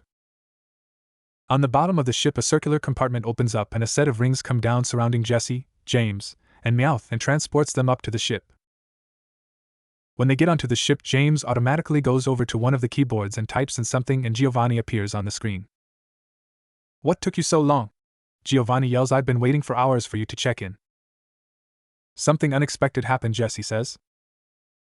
At the very least, did you capture Mew? Giovanni asks. No, by the time we got there Mew was already healed and had left, James says. You are so incompetent. I am going to be assigning another team to this mission, Giovanni says. Hold on one second, Meowth says. This was not our fault. We even knew that you would be upset, so we tried to steal some Pokemon for you. Oh, really? That's a different matter then, Giovanni says. What Pokemon did you steal from me? He asks. None, James says. We were badly defeated and lost the Growlithe that we had caught. It seems that all you are giving me, Giovanni says. If you can't give me any good news, I am sticking to what I originally said. One piece of good news is that the mind control device works, but the design is a little too large since it was easily taken off of the Growlithe, Jessie says. That's not good enough to make me change my mind, Giovanni says. You'll have to give me better news than that. We don't have any better news, Meowth says, but we do have some interesting news. Okay, I'll bite, Giovanni says. What is the interesting news? He asks. We saw a person using Pokemon attacks, Meowth says. You're right, that is very interesting news, Giovanni says, if it is true. Why would we lie to you? James asks innocently. In order to try to stay on the mission, Giovanni says, but it didn't work. You're still off the mission. What? Why? Jessie asks. I am giving you a more important mission, Giovanni says. Since you three are the only one to see this person, I am giving you the mission of tracking down this person and bringing him her in so that we can study him her. But be warned, if you were lying to me, you shall no longer be a part of Team Rocket, and the screen cuts off. You heard Giovanni. Let's find that boy. James says, what is our current position? He asks. Just outside of Cerulean City, Meowth says. Considering they were in Viridian City, they are probably in Viridian Forest training, Jessie says.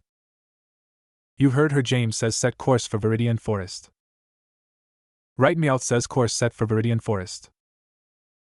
How long will it take until we get to Viridian Forest? James asks. About a day, Meowth replies. Good, James says, that gives us plenty of time to come up with a strategy.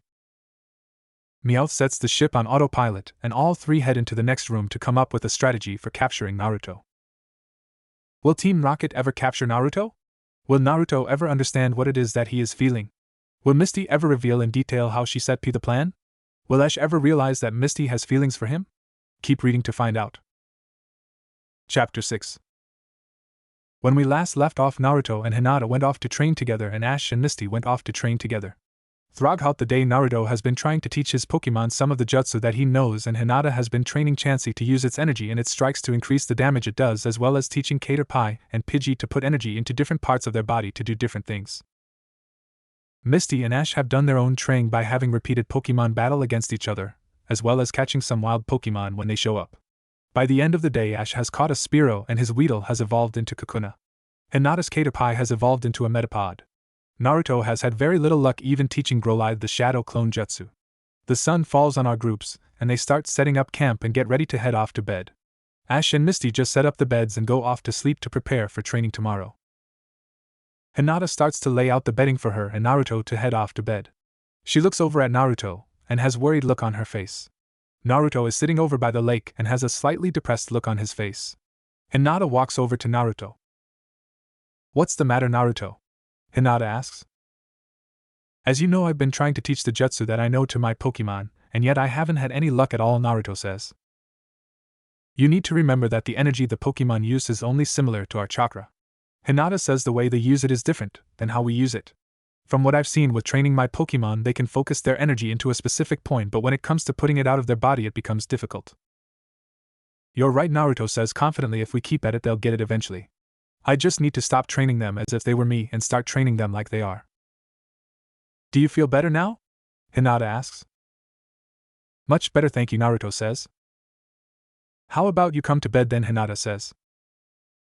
In a little bit, Naruto says, I still have some things I need to figure out. You're going to talk to the Kyuubi again, aren't you? Hinata asks. He's the only one that I think can even possibly answer my questions, Naruto says. Well, I'll be right over there when you're finished, Hinata says, and walks over to where she set up the beds. Kyuubi, you there? Naruto thinks. Since I am a part of you, I am always here, Kyuubi thinks, says. Whether or not I'll be able to speak to you is a different matter. It sounds you are able to speak to me perfectly fine. Naruto thinks it's a good thing too, because I have some questions I want to ask you. Before you ask your questions, would it be alright if we had this conversation in your dreamscape? Kyuubi asks. I feel much better talking there.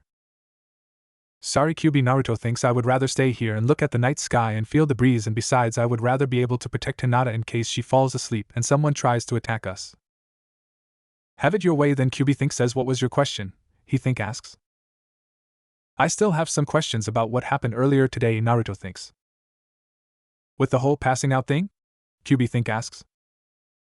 Yeah, that's right, Naruto thinks. You said that an emotion caused me to pass out, and I thought about it, but I still don't know what you mean. Man, it's no wonder they call you the #1 knucklehead ninja, Kyuubi says. You are even completely oblivious to your own emotions. What are you talking about? Naruto asks. I knew the reason why you were passing out, but I didn't tell you because I was hoping that you would figure it out without me telling you, but I see now that there's no other way, Kyuubi says. What do you mean? Naruto asks. You know how the madder you get, the more my chakra leaks from me and surrounds you, Kyuubi says. Yeah, but what does that have to do with what happened today? Naruto asks. There's an emotion even more powerful than anger, and therefore more of my chakra leaked into you, Kyuubi says, enough all at once that it caused you to pass out.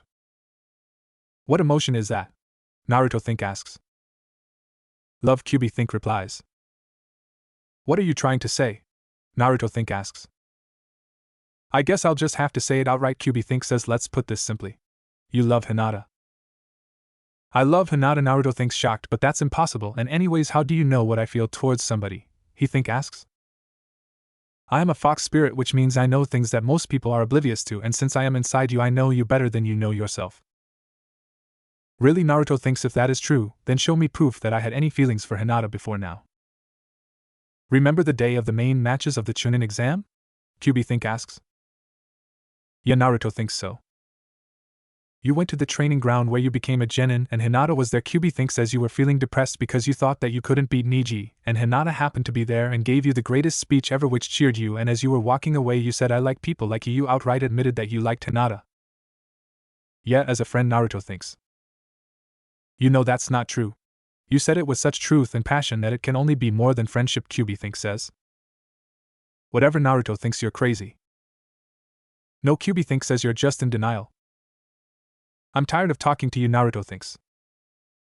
Until you accept your feeling, then you'll keep fainting whenever Hinata does something passionate for you. QB says, just think about what I said and you'll see that what I said is true.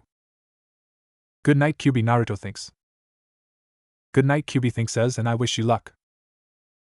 With what? Naruto asks. With accepting your true feelings for Hinata, QB replies. I already told you we're just friends, Naruto thinks. Sure, QB says with a mental smirk. Good night, Naruto thinks, and cuts off communications with QB. Naruto gets up and walks over to where Hinata set up the beds, and all the while grumbling to himself, darn QB trying to tell me what I feel. Who does he think he is? When Naruto reaches the bed, he sees that Hinata already fell asleep under her blanket. I guess she was really tired, Naruto thinks. Naruto gets under his blanket and tries to fall asleep, but he has trouble falling asleep because his conversation with the QB keeps replaying in his head, and even when he does fall asleep he rolls around constantly as if having a bad dream, and then he rolls over and bumps into Hinata and puts his arm around her and finally relaxes. They both sleep soundly. Naruto hugging Hinata. Back on Team Rocket's ship, Jesse, James, and Meowth finish up their meeting. Do we all understand the plan? James asks. Yep, Jesse and Meowth replies. That's good, James says. Now when will we arrive at Viridian Forest? He asks. Unfortunately, we will arrive at about lunchtime tomorrow, Meowth says. What are you talking about? James asks rhetorically. It is quite fortunate. It gives us plenty of time to find that boy and then to set up our plan. He says, meanwhile, put up the cloaking shield. We don't want him to know we're there. The hull of the airship starts to shimmer and then disappears. Cloaking shield up, Jesse says. Good, then let's get some sleep. We'll need to be well rested to execute this plan, James says. Right you are, Jesse says. Good night, Meowth says. Jesse, James, and Meowth each head into their own room on the ship, jump into bed, and fall off into dreamland.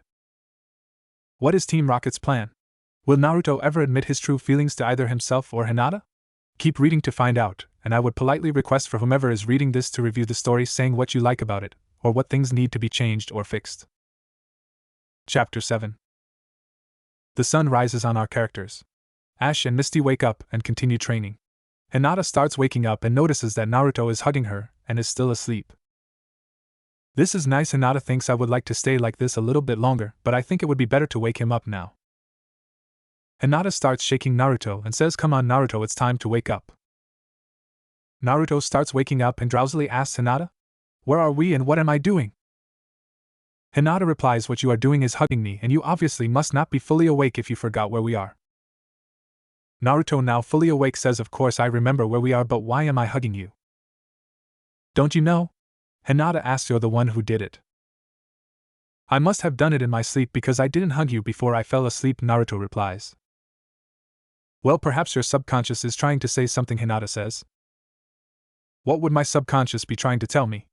Naruto asks while thinking, QB, did you do this? You know I can't control your body, QB replies. I think you know exactly what your subconscious is trying to tell you, Hinata says while thinking, take your time, Naruto, I can wait. If what you're trying to insinuate is that I have romantic feelings for you, then you can quit thinking that, because I don't, Naruto says while thinking, QB is right, I do love Hinata, but I can't admit that to her. We are too young to be having a romantic relationship. That hasn't stopped her from trying to have a romantic relationship with you, QB says. Hey, I didn't say you could listen to my thoughts, Naruto thinks. Any thoughts that you don't want me to hear, you had better block my connection to you, QB says. Naruto forcefully blocks the connection between him and the QB without bothering to answer back. Well, are you ready to get back to training? Naruto asks. First of all, you need to stop hugging me and let me up, Hinata says. Naruto frantically takes his hands off of Hinata and puts his hand behind his head, rubbing it as he does when he's really embarrassed, and says sorry about that. Hinata replies there's nothing to be sorry about, I quite enjoyed it, and blushes slightly. Naruto and Hinata don't say anything for about a minute, and then Naruto says I am going to starting training with the basics for chakra control. Hopefully if they can learn that we can go on to more complicated stuff. Good luck with that, Hinata says. I am going to be training my metapods so that hopefully it will evolve into something else, as well as train Pidgey and Chansey. Naruto grabs his 3 Pokeballs, presses their buttons, and throws them saying come on out Abra, Growlithe, and Mew, and all 3 come out in a flash of light. We are getting down to basics. Growlithe, I want you to use the energy inside of you and put it into your paws and use it to walk up the tree. Naruto says here let me show you and makes a hand sign putting chakra into his feet and walks up the tree easily there just like that. Growl, Growlithe says and tilts its head in a questioning look. Naruto opens back up his connection to the QB. Could I get a little help here? He asks. Aura, QB Think says. What? Naruto thinks confused. The energy within a Pokemon is called Aura, QB Think says. I don't even want to know how you know that. Naruto thinks. Scratch that, I do want to know how you know that. Naruto thinks, changing his mind. That would be because of me. A new voice chimes and he knows it because I know it. Who is this? Naruto thinks. Come on, don't you know? The voice asks. I haven't told him yet, QB Think says. Told me what? Naruto thinks. Let me handle this, the voice thinks. Go ahead, QB replies. I am your Mew, the voice says. I am speaking to you telepathically. I didn't know that you could speak telepathically, Naruto thinks. Yet all psychic Pokemon have this ability, Mew thinks. Then why doesn't Abra talk like this? Naruto thinks. Abra doesn't have much to say, Mew thinks. That makes sense, Naruto thinks. Now then, could you both be quiet for a little bit? It's hard enough having one creature talk to me in my head, but 2 is overdoing it a little bit. Sure thing, Mew thinks and breaks the telepathic link to Naruto. Now then, let's try this again, Naruto says. Growlithe, I want you to put your aura into your paws and use it to climb this tree.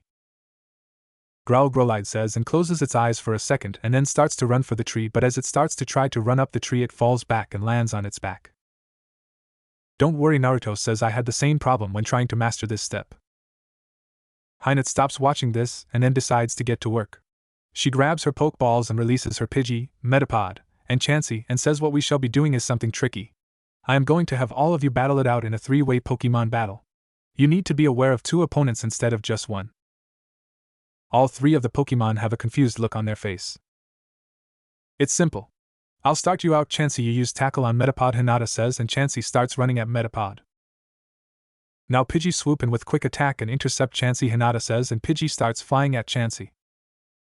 Now Chansey dodge Pidgey and Metapod jump at Pidgey and use Tackle, Hinata says, and Chansey ducks out of the way of Pidgey's Quick Attack and Metapod uses that chance to jump onto Chansey, and uses Chansey as a springboard to jump at Pidgey.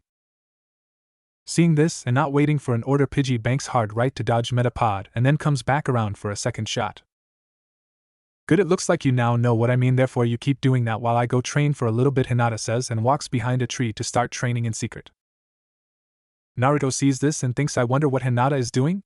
Unfortunately, Growlithe needs me here to talk it through its training and says careful, you're using too much aura now, as Growlithe falls off from breaking the tree bark. As Hinata's Pokemon are battling each other and dodging each other in what looks like a dance, Hinata starts her training. If Naruto could only see me now, I think he would be shocked. Hinata thinks I've seen the concept behind this jutsu, and with my excellent chakra control I should be able to master this jutsu easily, and puts her hands out, and there's chakra starting to swirl in her hand. It's too flat, she thinks. I need to figure out how to make it more spherical. A few hours go by and it becomes lunchtime. Naruto grabs the food he has gathered for lunch and sets it out for everyone. Lunch is ready, Naruto yells out. Growlithe stops training and heads on over to Naruto. Hinata's Pokemon quit battling each other and come on over. Hinata comes on out from where she was training with an exhausted look on her face. Then they all start eating. So Naruto says, Hinata, what were you doing back there that got you so exhausted? He asks. I was working on mastering a new jutsu, Hinata replies. Why would you need to do that? Naruto asks.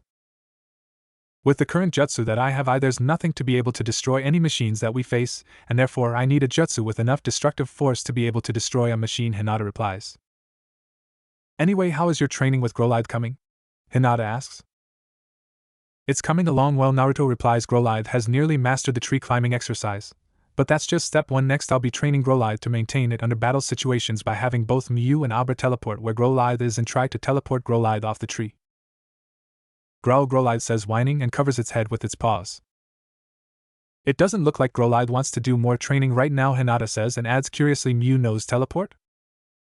Yeah, I looked it up on the Pokédex and Mew knows teleport and pound, Naruto says, along with the Rasengan, but that is a move that didn't originate in this world and therefore the Pokédex wouldn't know that, and rubs Growlithe's head saying, don't worry Growlithe, you're tired and need a good rest. We'll continue training later today. Chansey, Pidgey, and Metapod also need a good rest, Hinta says. After all, they were battling nonstop for a couple of hours. Looks like you could use a good rest too, Naruto says to Hinata. How about we all take a nap after we finish eating, he suggests. That's a perfect idea, Hinata says enthusiastically. After all, it is a perfectly sunny day where the temperature's not too hot and not too cold.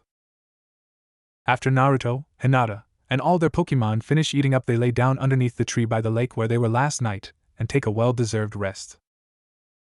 Over with Ash and Misty, they start preparing lunch as well.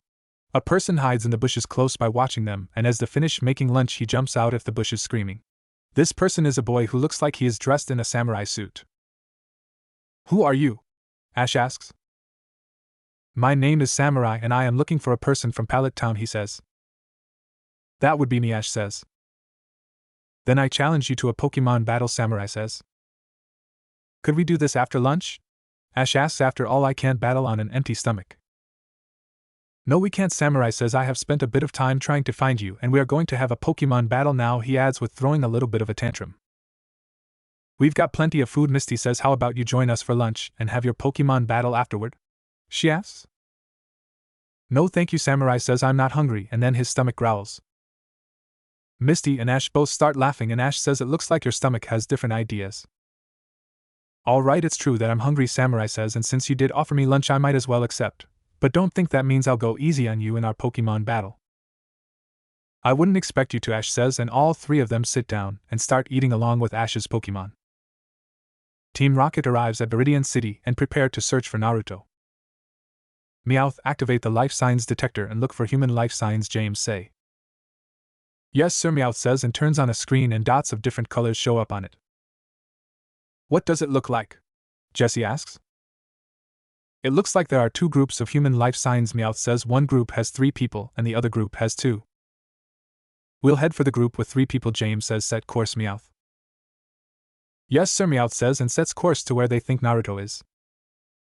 Ash, Misty, and Samurai finish eating lunch. Ash gets up and says, we can have that Pokemon battle now if you want. Of course I want this Pokemon battle, Samurai says. I battled every other trainer from Pallet Town, and this is my last chance to redeem myself. Okay then, Ash says. How many Pokemon will we use? He asks. We shall use 2 Pokemon apiece, Samurai says. Okay then, Ash says. Mind if I go first? He asks. Go ahead, Samurai says. Go Spearow, Ash says, and Spearow takes flight from where it was perching. Then I choose Pinsir, Samurai says, and throws a Pokeball, and a Pinsir appears in a flash of white light. Let's start this, Ash says. Yes, let's, Samurai says. Spearow, fly up and dive bomb Pinsir while using Peck, Ash says, and Spearow gets some height, and then starts diving at Pinsir, its beak glowing. Wait for my signal to attack Spearow, Pinsir, Samurai says. Now Spearow use quick attack, Ash says, and Spearow opens its wings and faps them as it brings them back close to its body, allowing itself to gain more speed, hitting Pinsir before Pinsir has time to react, and flies off, putting some distance between the two of them. Now Spearow come back around and use wing attack, Ash says, and Spearow comes back around, its wings glowing, and heads straight at Pinsir. Quick, Pinsir, Samurai says, tackle that Spearow before it can gather speed, and Pinsir starts charging at Spearow. Spearow dodged to the left and cut back to the right and strike, Ash says, and Spearow just misses getting hit by Pinsir and cuts back and hits Pinsir on the side. Let's finish this, Ash says. Spearow start flying around Pinsir and use Gust, and Spearow flies around Pinsir and stops at points to use Gust, starting to cause a circular force of wind. What are you trying to do? Samurai asks. All you're doing is making a wind barrier, Samurai says. Pinsir, tackle that Spearow when it comes back around. Spiro comes back around it just before Spiro gets in front of Pinsir. Pinsir starts charging, and as soon as Pinsir reaches the wind barrier, Pinsir slows down from being knocked slightly off balance by the wind. Now Spiro fly in and use Peck to finish it, and Spiro flies in and hits Pinsir with its glowing beak. Pinsir hits the ground with its eyes spinning. Frustrated Samurai says Pinsir return, and familiar look of a Pokemon returning to its Pokeball happens. You may have beaten Pinsir, Samurai says, but you won't be able to beat my next Pokemon.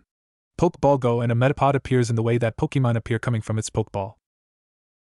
Metapod should be easy to take down, Ash thinks, but Samurai is so confident that I won't beat him that I should finish this quickly, and says Spiro, let's finish this quickly.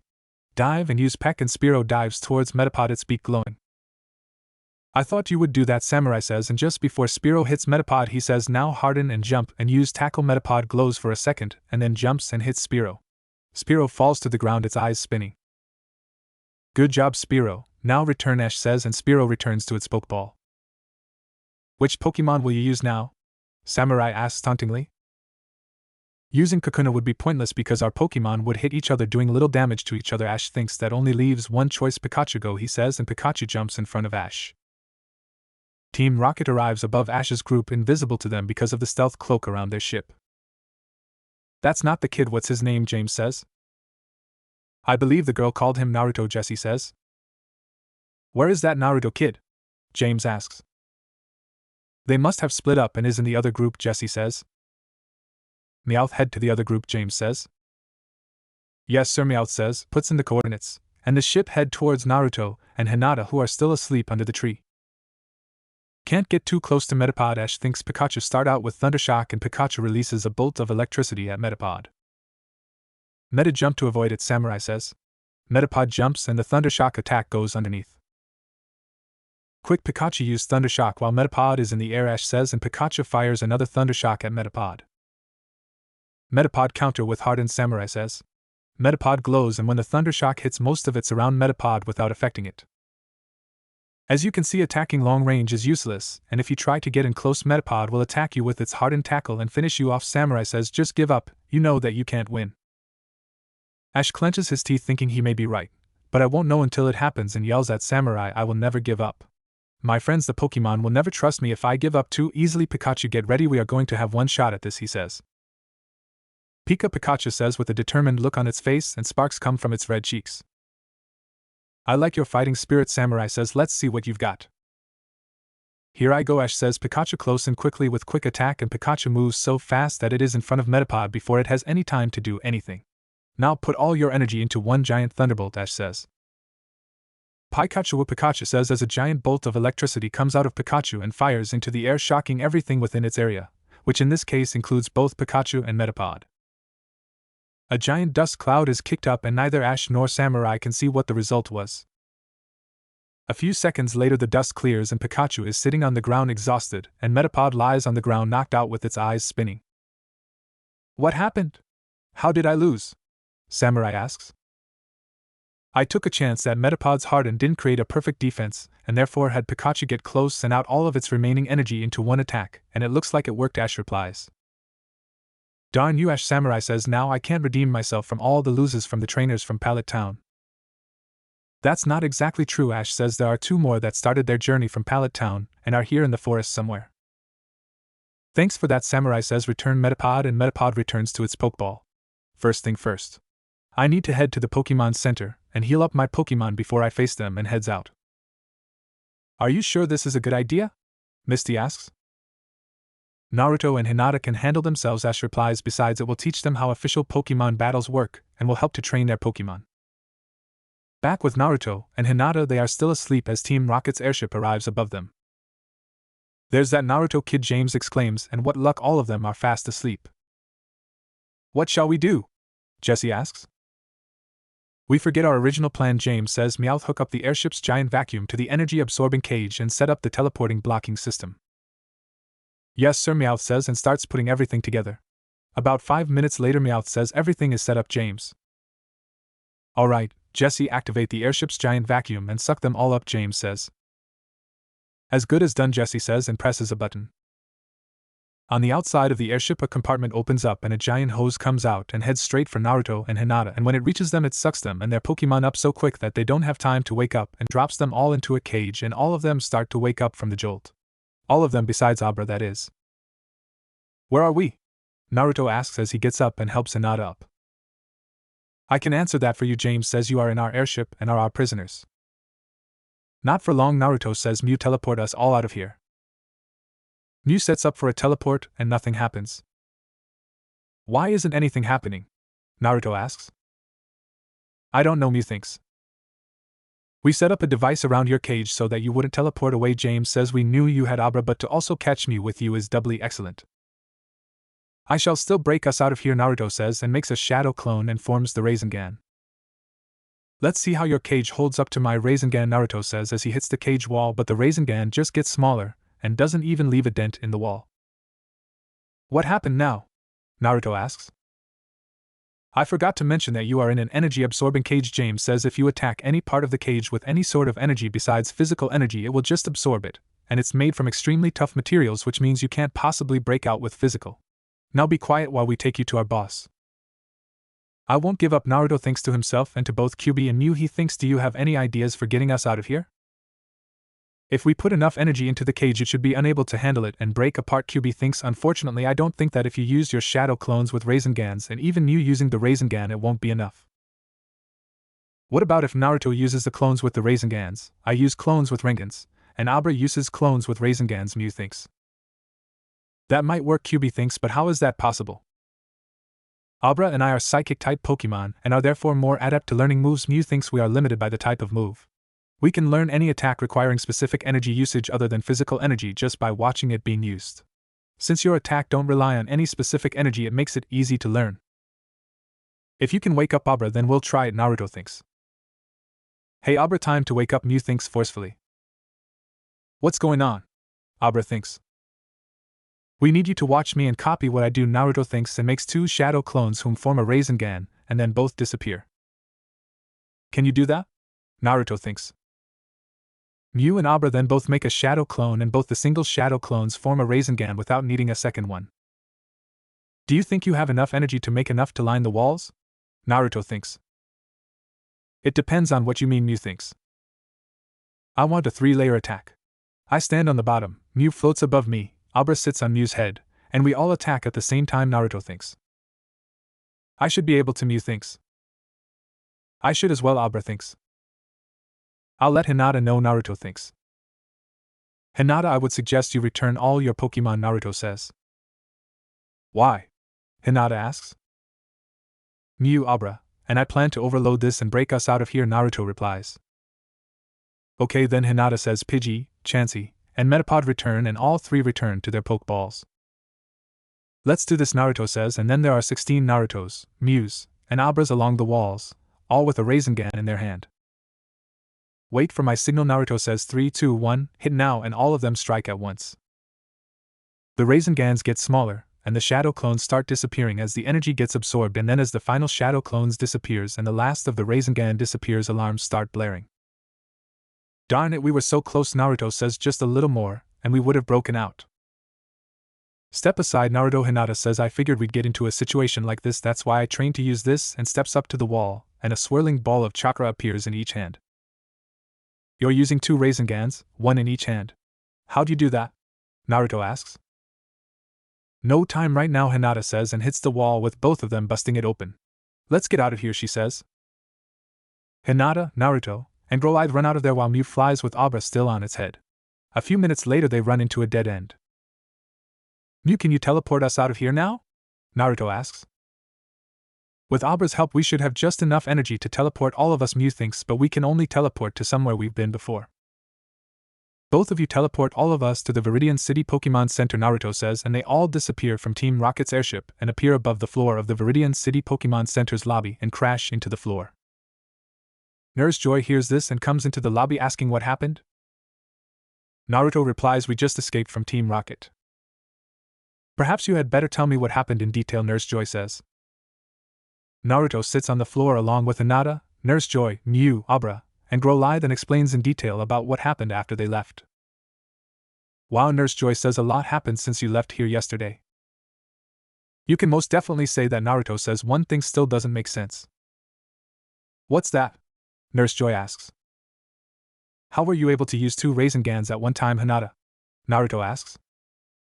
I was using my Byakugan when you used the Raisengan against Team Rocket, and therefore saw the basics about how the jutsu worked, and figuring that we might get in more trouble with Team Rocket since we have Mew traveling with us, and for some reason or other you might not be able to do anything and none of my Pokemon might not be able to do anything. I knew that I would need a jutsu that would be strong enough to protect everyone, and the first one that came to mind was the Raisengan. I then started out by mastering doing it in one hand and then took it a step further and mastered it using both hands, Hinata explains. Still, how were you able to master it so quickly? Naruto asks. That's because I have perfect control of my chakra, Hinata replies. Since that was explained, I should get to the real point of why we're here, Naruto says. What's that? Nurse Joy asks. Our Pokemon used up a lot of energy, and I was hoping that you could heal them, Naruto says. Sure thing, Nurse Joy says. Just return them to their Pokeballs and give the Pokeballs to me. Okay then, Naruto says. Growlithe, Abra, Mew return, and all 3 return to their Pokeballs. Here you go, Naruto says as he hands the Pokeballs to Nurse Joy. And here are mine, Hinata says as she hands hers to Nurse Joy. Alright, this will take a few minutes, Nurse Joy says. What do we do until then? Hinata asks. I guess we wait, Naruto says. Naruto starts thinking to himself, that was sweet of Hinata learning a jutsu to help protect me. That's all you can think, Kyubi thinks, annoyed. What else should I think? Naruto thinks. You should be thinking of a way to admit to Hinata that you love her, Mew thinks. I already decided that I wasn't going to tell Hinata until we were older, Naruto thinks. Anyway, how can you communicate when you are in your Pokeball? Just because I'm in my Pokeball doesn't mean I can't communicate telepathically, Mew thinks. You really should tell her, Abra thinks. I'm certain she suspects you love her, and would like to know ASAP whether or not you love her. Getting extremely upset and not realizing it, Naruto yells out loud, would you 3 stop ganging up on me? I already decided that I wouldn't admit to Hinata that I love her, and that's final. Naruto hears a little sniffling and turns to see Hinata crying. Why would you do that to me? She asks. Did you hear what I just said? Naruto asks with it just starting to sink in. Yes, I did, Hinata replies, and I want to know that if you love me, why you wouldn't admit it to me. I was thinking that we are too young to be loving each other, Naruto says. Naruto, you idiot, Hinata says and slaps Naruto across the face. Love has no restrictions on age. If you love someone, then you should tell them. As Naruto rubs the spot where Hinata hit him, he hears, is it true? What was that? He asks. I didn't quite hear you. Is it true that you really love me? Hinata asks. Of course it's true, Naruto replies. I thought that you wouldn't hear me when I made that statement, so of course it's true. Oh, Naruto, Hinata says, extremely happy, and gives Naruto so big a hug that Naruto is having trouble breathing. Hinata, Naruto wheezes, could you loosen up your grip? I'm having trouble breathing. Naruto, you're not passed out, Hinata says, surprised. Not yet, I'm not, Naruto wheezes. Sorry about that, Hinata says as she loosens her grip. Why aren't you passed out? She asks. Kyubi said that I would stop passing out when I admitted my love, and apparently he was right, Naruto says. Your Pokemon are fully healed, Nurse Joy says as she enters the lobby. At seeing the sight of Naruto and Hinata, she drops the tray in shock. Naruto admitted his feelings to Hinata. How will their relationship grow? What will Nurse Joy have to say about this? Will Samurai ever find Naruto and Hinata? Keep reading to find out, and I would politely request for whoever is reading this to review the story, saying what you like about it, or what things need to be changed or fixed. Chapter 8. Last time on Naruto's new adventure, Ash met Samurai, had a Pokemon battle with him, and defeated him. Naruto and company got captured by Team Rocket, escaped, and teleported to Viridian City's Pokemon Center where they healed up their Pokemon. Naruto confessed his feelings accidentally, and Nurse Joy walked in on Hinata, giving Naruto the biggest hug you can imagine. What are you doing? Nurse Joy asked sternly while picking up the tray and Pokeballs she dropped. I'm doing exactly what it looks like, Hinata says with a huge grin on her face. I'm giving Naruto a hug. Why exactly are you doing that? Nurse Joy asks. Do you need a reason to give someone a hug? Hinata asks. Not a normal hug, no, but for giving someone a near-choking hug I would say that there needs to be a reason, Nurse Joy replies. I guess that's true, Hinata says. My reason is that Naruto just confessed that he loves me. Is this true? Nurse Joy asks Naruto. Yeah, it's true, Naruto replies with the embarrassed back of head rubbing, but honestly, if it were up to me, I would have waited a little bit. What? Nurse Joy says, slightly angered. Why would you do such a thing? She asks. I was thinking that we are way too young to have a serious relationship, Naruto replies. I won't deny that I think that you are too young to be getting married, but you should never not tell someone that you love them because of your age, Nurse Joy says. Yeah, I already got that lecture from Hinata, Naruto says. Anyway, what was that slap for? He asks Hinata. I couldn't stand you being such an idiot for thinking that I just had to knock some sense into you, Hinata replies, but I love you too much to stay mad at you long. That was pretty obvious, Naruto says. Nurse Joy walks over to Naruto and Hinata and says, your Pokemon are fully healed. That's great, Naruto says. I need to talk to Abra and Mew and find out what they were thinking, and reaches out and grabs his Pokeballs. Hinata, could you go ahead and let go of me so that I can get up? He asks. Sure thing, Hinata replies and let go of Naruto, grabbing her Pokeballs. Naruto presses the buttons on 2 of his Pokeballs, saying, come on out, Mew and Abra, and out comes Mew and Abra. Mew flies over to Naruto's shoulder, and Abra sits there sleeping. There's no point in talking to Abra when it's sleeping, Naruto thinks, and says, Abra, return, and Abra returns to its Pokeball. I heard that, Mew thinks. Heard what? Naruto thinks. Heard you call Abra and it, Mew thinks. Do you even have genders, Naruto thinks, and how did you hear that? We do have genders, Mew thinks, and I heard that because I read your surface thoughts when I was preparing to communicate with you. How would I know what gender you are? Naruto thinks. It is under Pokemon info on the Pokédex, Mew thinks. Until now you've just been looking up the attacks we have. Go ahead and take out your Pokédex and I'll show you what you need to press to see our genders. Naruto takes out the Pokédex and flips it open and thinks, which one do I press? You press this one, Mew thinks, and presses a button on the Pokédex, and the screen changes and shows info on the Pokemon Naruto has. Okay, Naruto thinks as he looks over the info. It looks like you are female and Abra and Growlithe are both male. That is correct, Mew thinks. That's good to know, Naruto thinks. Now I can refer to you correctly when talking to you and other people. That would be greatly appreciated, Mew thinks. Now back to what I was originally going to talk to you about, Naruto thinks. What were you, Kyubi, and Abra thinking about when you were ganging up on me? Kyubi explained the situation about you having feelings for Hinata but not wanting to admit it, and we all talked about it, and figured that by doing what we did we could get you to admit your feelings to Hinata without realizing it, and apparently we figured correctly, Mew thinks. How did you manage to discuss this without me knowing? Naruto thinks. Kyubi explained this to me, Mew thinks. Just like you can prevent the Kyubi from listening in on your thoughts, Kyubi can prevent you from listening in on his thoughts, and therefore any telepathic communication that is concentrated on just speaking with Kyubi. When did you even have time to come up with this plan? Naruto thinks. When you were training Growlithe and Abra and I were doing nothing, Mew thinks. I guess I'll need to keep training you so that you can't come up with another plan like this, Naruto thinks, so prepare for tough training.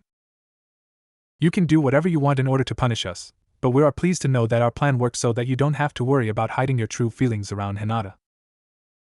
That's true, Naruto thinks, but I really don't like how you forced me into doing that.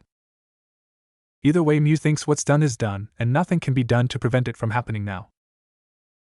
I guess I'll go ahead and let Hinata know about the information you told me about Pokemon having genders, Naruto thinks, and then turns from looking at Mew to Hinata and says, there's something important I need to tell you. What's that? Hinata asks. Pokemon apparently have genders, Naruto says. How do we find out what gender they are? Hinata asks. If you open up the Pokédex I'll show you, Naruto says. Hinata opens up the Pokédex and asks which one is it, since she wasn't watching which button Mew pressed. Naruto says it's this one and presses the button that Mew pressed on his Pokédex, and information comes up on the Pokemon Hinata has. That's interesting, Hinata says. What's interesting? Naruto asks. Apparently Chansey is female and Pidgey and Metapod are male, Hinata says. It's interesting in another way, Naruto says. In what way? Hinata asks. I have 1 female and 2 male Pokemon as well, Naruto says. My Mew is female and my Growlithe and Abra are male. How about we head to back where we were training? Hinata asks. We don't know if Team Rocket has left or not, therefore I say we should stay in Viridian City and train, Naruto says. That makes sense, Hinata says. How about we go outside and train then? She asks. Yeah, I think that we've rested enough, Naruto says. We'll see you later, Nurse Joy.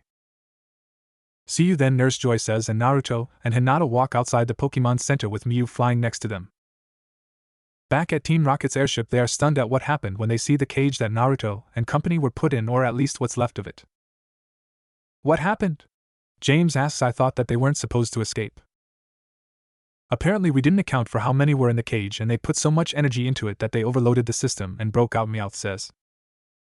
We must find them and capture them because Giovanni doesn't accept failure, and who know what he'll do if he finds out, James says. Since they were majorly weakened and used teleport, the only place they could go is the Viridian City Pokemon Center, Jessie says. After all, teleport is the only way to escape from our airship with how high we are. Meowth set course for the Viridian City Pokemon Center, and do it quickly, James says, and Meowth runs to quickly get to the ship's navigation console on the ship's bridge with Jessie and James right behind him. Right when Meowth is about to set the ship's course, the ship's communication system turns on, and Giovanni's face appears before them. Jessie, James, Meowth, Giovanni says. Yes, sir, all three of them say at the same time. Have you managed to capture the kid that you were telling me about last time? Giovanni asks. Yes, sir, all three of them say, hoping to not get in trouble with Giovanni. Good, then show him to me, Giovanni says. Drat, all three of them think about that, sir. James says. We did capture him, and then hesitates a moment. But Giovanni says. But they escaped before we had a chance to bring him to you, James says quickly. They? Giovanni asks. Yes, sir, James says. We had caught the kid, his Pokemon, his companion, and her Pokemon. How did they manage to escape? Giovanni asks. We underestimated their strength and managed to break out of the cage we had put them in, James says. I'm really disappointed in your team, Giovanni says. Would it make you feel better if we told you that part of the reason they escaped was because he had Mew with him? Meowth asks. What? Giovanni says, enraged. That kid had Mew with him. Yes, sir, James says, and drops his head. Let me see if I understand this, Giovanni says. Not only have you failed me 2 times in a row, but you had an opportunity to capture Mew both times without success, and you outright lied to me as well. We didn't quite lie to you, Meowth says. We only told you half of the truth. That's it, Giovanni yells. I have no use for people who fail me or for people who I can't trust. You are no longer a part of Team Rocket. Please, not that, James kneels and begs. We just wanted to keep you happy. We're sorry. Just give us one more chance. No. No more chances, Giovanni says, but I do have a surprise for you, and grins evilly. James looks up and asks, what surprise? Giovanni picks up a remote and says, I'm feeling generous. I'm going to give you 15 minutes.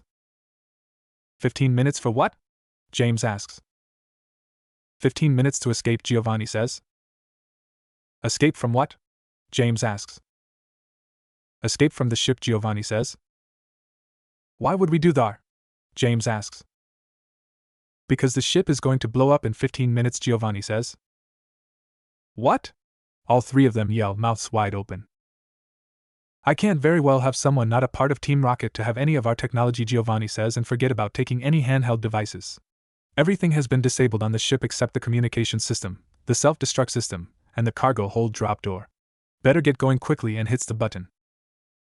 As soon as the button is hit, the screen goes dark, a countdown appears, and a voice comes over the speaker saying self-destruct in 15 minutes. Have a nice day, and the countdown starts. Quick, let's get down to the cargo hold, James says, and all three of them start running towards the cargo hold. As they run, Jessie says it's a good thing we stored our old Meowth balloon in the cargo hold. Let's talk more running, James says. When they reach the cargo hold, the automated voice says self-destruct in 10 minutes. Have a nice day. Quick, get everything out, James says, and all three of them grab parts of the Meowth balloon. Meowth brings out the balloon part of it, James brings out the basket, and Jessie brings out the air heater. All three of them start putting the pieces together over the door that will drop them outside. When they finish strapping up the basket to the balloon and start to fill up the balloon, the automated voice says self-destruct in 5 minutes. Have a nice day. The balloon gets filled up about halfway when the voice says self-destruct in 1 minute. Have a nice day. Quick, get into the basket, James says. But the balloon's not filled yet, Jessie says.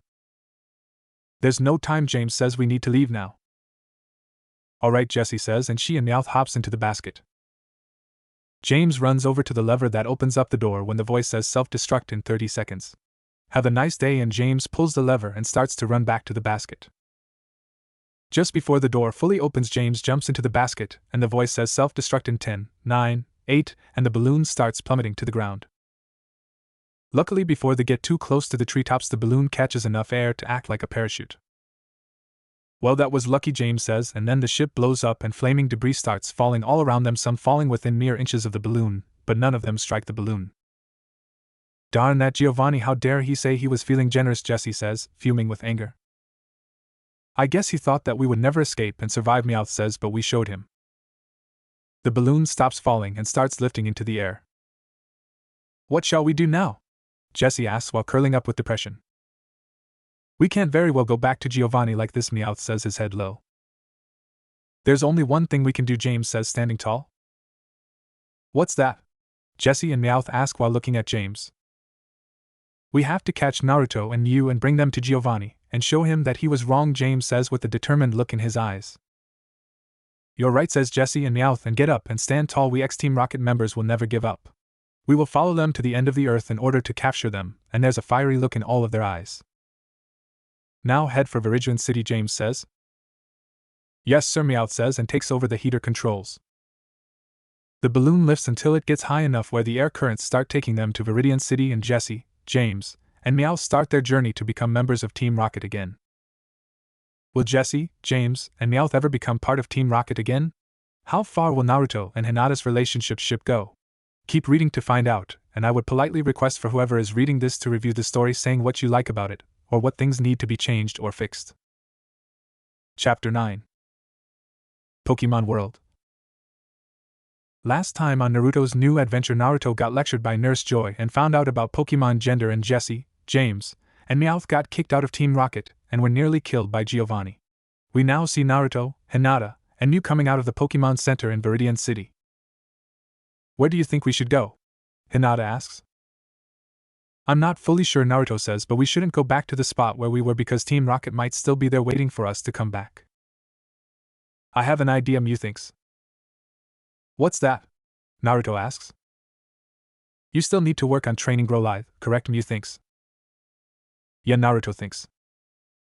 And the best way to train him is in the woods, right? Mew thinks. For now, that is, Naruto thinks. So why don't I just teleport us to the outskirts of Viridian Forest, and then walk to a different area?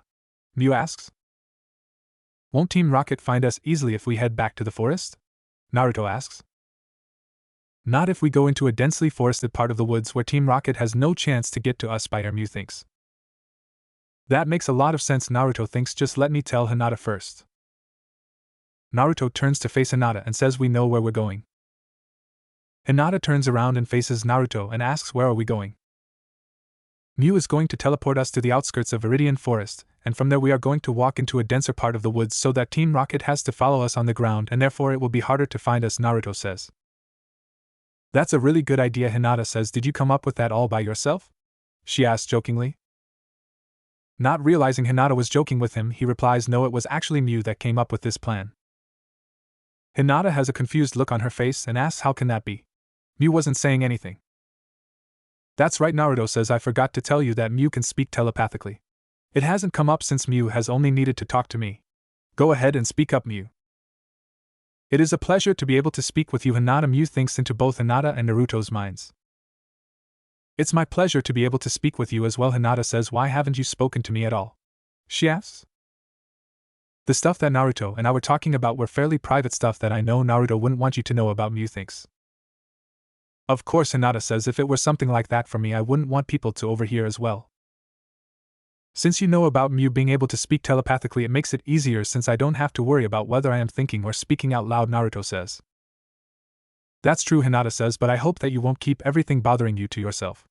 After all, we are sort of boyfriend-girlfriend now. Speaking of which, Naruto says, I think that we should probably set some limit on what we shall do until we get married. I wouldn't expect anything less, Hinata says, but first let's get to our new training site. Right you are, Naruto says. Go ahead and beam us to Viridian Forest, Mew. Here we go, Mew thinks, and as Mew prepares to teleport to Viridian Forest, Nurse Joy comes running out of the Pokemon Center with a box in her hands. Hold up, Nurse Joy says. What is it? Naruto asks. I almost forgot to give you a package that Professor Oak teleported to me for you too, Nurse Joy replies. What's in it? Naruto asks. I don't know, Nurse Joy says. Professor Oak just told me to give it to you if I saw you again. Naruto opens up the box, and in the box are a couple sets of clothes. One set is blue and one set is red, along with an orange hat with Konoha's symbol on it in black. Each set contains a denim jacket, a matching colored cotton undershirt, and shorts. What's this about? Naruto asks. I don't know, Hinata says, and then notices a letter in the box, but perhaps this letter will explain everything, and pulls out the letter and opens it. Dear Naruto and Hinata, I would like to thank you for traveling with my son. I was thinking about what I could do to help you out, and remembered Oak mentioning that your clothes were a little bit heavy for the weather we normally have, and decided to make a set of clothes that would be more comfortable for our weather. The blue set is for Hinata and the red set is for Naruto. I'm sorry that they're not orange since that's your favorite color, but I didn't have any orange fabric, and though that red would make a good substitute, but I did make an orange hat with the symbol on your headband on it to try to make up a little bit for it. From Delia Ketchum, Ash's mom. P.S. Remind Ash to change his underwear every day the next time you see him for me. That was nice of her, Hinata says. Especially since we could use these to disguise ourselves from Team Rocket if we need to, Naruto says, and puts his set of clothes and hat into his backpack and closes it up. Come on, Hinata says, we should just be thankful that she was thinking of us and how to make our travels a little more comfortable. We should just wear them normally, and puts her set of clothes into her backpack and closes it up. How about you come back into the Pokemon Center and change quickly? Nurse Joy asks. Unfortunately, we are in a hurry, Hinata says. We've got to leave before Team Rocket finds us here. Well then, have a safe trip, Nurse Joy says. Goodbye, Naruto says. Now beam us out, Mew. Mew rolls her eyes and says, can't you think of something better to say? You don't like it? Naruto asks. It's a classic sci-fi line used for teleporting, which I modified because we are just teleporting along the ground. No, not really, Mew says. I think that it's tacky to say it. Fine, Naruto says. Hate the classics. Here we go, Mew says, and teleports them to the outskirts of Viridian Forest. Now then, Mew, Naruto says, it would be best if you start leading us because you can probably tell which way would lead us into denser forest. Probably? Mew thinks I can most defiantly lead you into the most dense part of this forest, and starts flying off with Naruto and Hinata right behind her. Now then, Hinata says, you were saying that you wanted to limit what we could do until we got married. What is it that have in mind? First of all, Naruto says, I want to save our first real kiss, meaning kissing each other on the lips, for our wedding day. Also, hand holding and hugs are fine, but we can't sleep with each other. We can sleep next to each other, but not with each other. Is there anything else? Hinata asks. No, that's it, Naruto says. Well then, let's make our relationship more official, Hinata says. How can it be more official than both of us admitting that we love each other? Naruto asks. By starting to act like we're a couple, Hinata says, and grabs Naruto's hand and moves a little bit closer to Naruto. When Hinata does this, Naruto gets a nervous look on his face. Seeing this, Hinata says, come on, Naruto, there's no reason to look nervous. It's just us and our Pokemon out here, and I love you enough to not break any of the limits you set.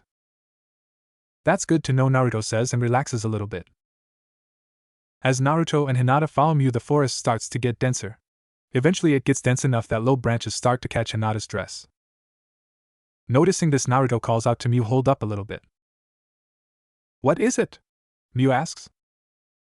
Hinata can't go much further without risking damage to her dress, Naruto says, since it would be a shame to damage such a gift.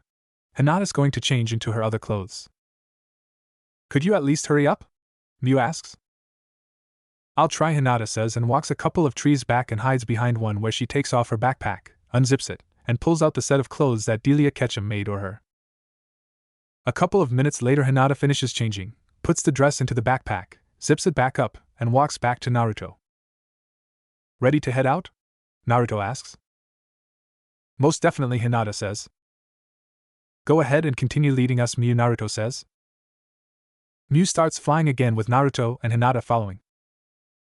After a little bit, Naruto asks, this has been bugging me slightly. If you are so beautiful, why do you try to hide it with such baggy clothes? I'm not exactly wearing baggy clothes at this moment, Hinata says. That's true, Naruto says, but before we arrived in this world you always wore baggy clothes. Why was that? He asks. Hinata blushes slightly and asks, why should I show off my figure and have people swarming me just because of that? Why do you think they would do that? Naruto asks. You've seen how all the girls had acted around Sasuke and would rather not be put in a situation like that, Hinata says. I guess it makes sense that you would worry about that, Naruto says, but you don't have to worry now that I'm your boyfriend. If you feel uncomfortable with someone, I'll just scare them off. Don't go overboard with scaring them, Hinata says. Don't worry, I won't, Naruto says. I'm serious. I don't want anyone getting hurt, Hinata says. I promise I won't go overboard with scaring people you feel uncomfortable around, Naruto says. That's good to hear, Hinata says. By the way, where are we headed? She asks. Only Mew knows that, Naruto says, and to Mew he asks, are we almost there? Just a few more minutes, Mew replies. Where are you taking us? Hinata asks Mew. A special place where Team Rocket should never find us, as well as a perfect place for training, Mew replies. Hinata, Naruto says. Yeah, Hinata says. When we get to the training area, do you think you could teach me how to do the double-handed Rasengan? Naruto asks. Sure thing, Hinata says. It's pretty simple to understand, and I think that you could learn it even easier because of the way you make your Rasengans. Really? Naruto says. Yeah, Hinata says. I'll explain everything when we get to wherever we're going. A few minutes later, Naruto, Hinata, and Mew come out at a clearing where the tree branches intersect each other to make it look like a dome with just enough room to allow light to come in, which is the color of the sun setting with fruit lining the branches, and in the middle of it is a lake. Wow, this is really awesome, Hinata says. I knew you would like it, Mew says, and doesn't it make a perfect defense from the air? It sure does, Naruto says, and it's an even better training ground than our last spot, but if you knew this was here, why didn't we just teleport here? It was to spend some time getting here so that we would get here around sunset, and it was good exercise anyway, Mew says. Since it's close to nighttime, we had better start setting up camp, Naruto says. I agree completely, Hinata says. I'll go gather firewood so that we can cook some of this fruit. I'll give Growlithe a little training by using his aura to climb the tree and head out to the branches to get the fruit, Naruto says, and grabs Growlithe's Pokeball, pressing the button, and says, Growlithe, come on out, throwing the Pokeball, and Growlithe appears. Growlithe says. Hinata heads off to gather firewood, and once out of sight of Naruto, takes off her backpack and changes back into the dress that Misty gave her. Back at Naruto, Growlithe has run up the tree and heads out onto the branch and arrives at the first piece of fruit, grabbing it softly in its mouth and breaking it off the branch, tossing it away from the branch. Okay, Mew, teleport to the piece of fruit, grab it, teleport it back here, drop it off, and repeat until Growlithe finishes tossing fruit. Okay, Naruto, Mew thinks and starts teleporting, getting the falling fruit. After a minute goes by, Naruto says, Growlithe, pick up the pace and really give Mew a challenge. Growl, Growlithe says, and starts to pick up the pace. Soon it becomes too much for Mew to handle and creates a shadow clone to help gather the fruit. After another minute has gone by, Naruto says, that's enough, Growlithe, we've got plenty of food, and Growlithe jumps down from the branch he's on, landing perfectly. Good job, you two, Naruto says, thanks to you two, we've got enough food to last a couple of days. That was hard work, Mew says. That's because you were using a lot of energy teleporting back and forth, which means that you were training your endurance, Naruto says. You try to train whenever you can, don't you? Mew asks. Of course, Naruto says, it would be a waste to not train when you have the possibility to. At that point, Hinata walks in with plenty of firewood, and then walks over and sets it next to the pile of fruit. That's quite a bit of fruit, Hinata says. Yeah, while gathering fruit, Growlithe and Mew were training and gathered enough fruit to last us a few days, Naruto says. I noticed that you changed back into your dress, he comments.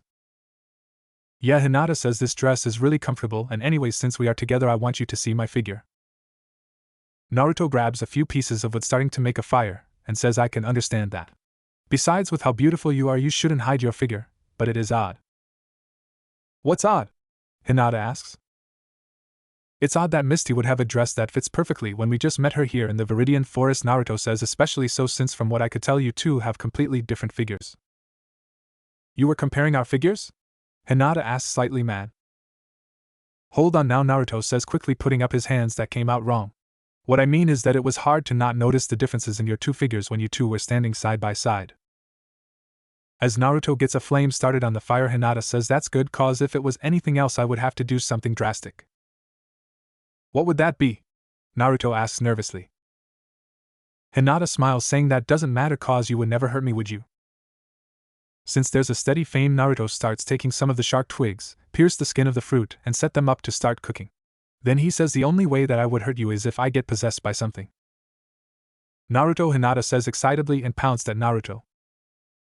Oof, Naruto says when Hinata hits him, and they both hit the ground, Hinata giving Naruto a giant hug. What was that for? Naruto asks. The fact that I can trust you while you remain in control of yourself, Hinata says. Well, could you warn me before you pounce on me? Naruto asks. Why would I do that? Hinata asks.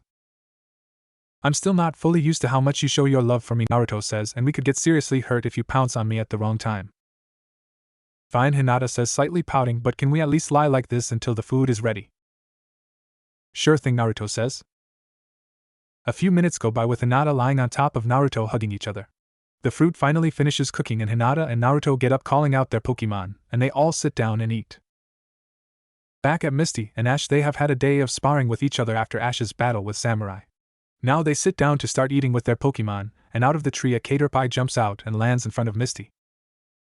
A bug, Misty screams and kicked it. It flies and hits the trunk of a tree and falls down knocked out.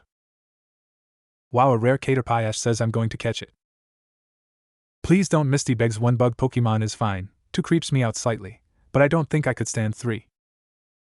I can't let this chance get away, Ash says. Normal caterpies are green, but this one is like a golden yellow in color. I must catch, and grabs a Pokeball, presses the button and tosses it at the caterpie. The caterpie gets caught easily.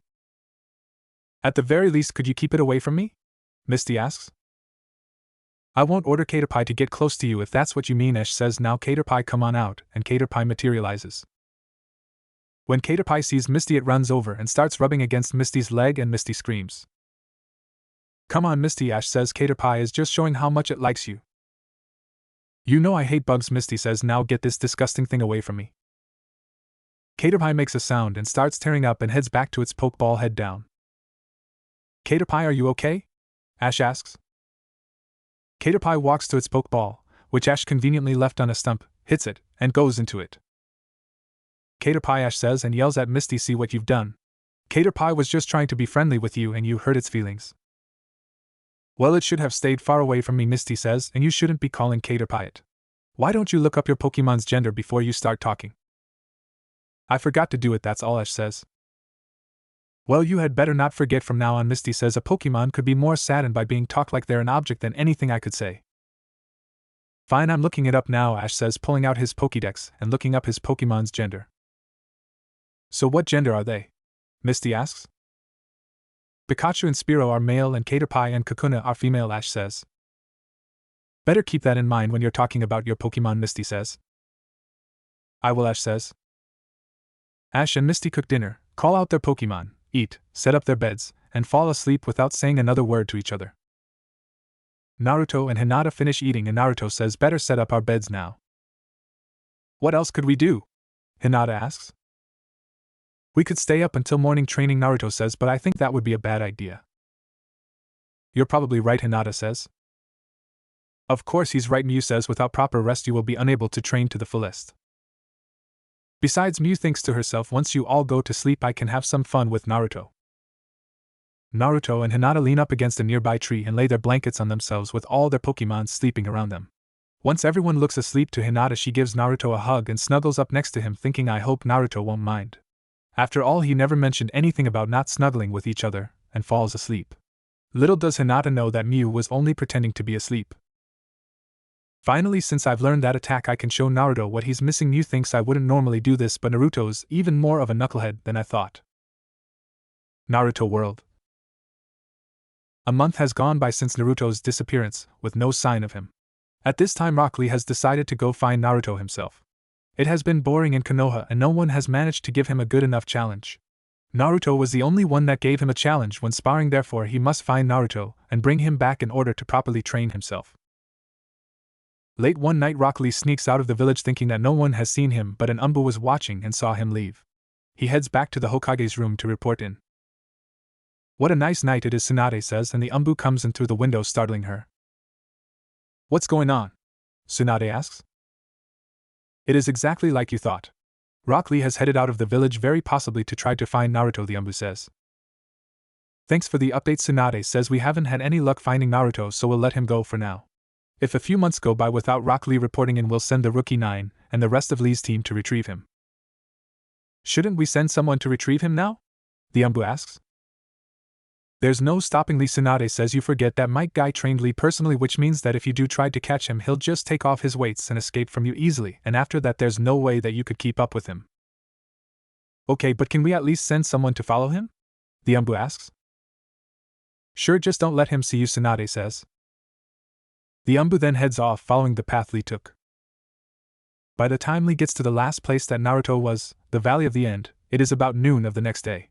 He walks out to the edge of the river and says this was the last place that Naruto was seen.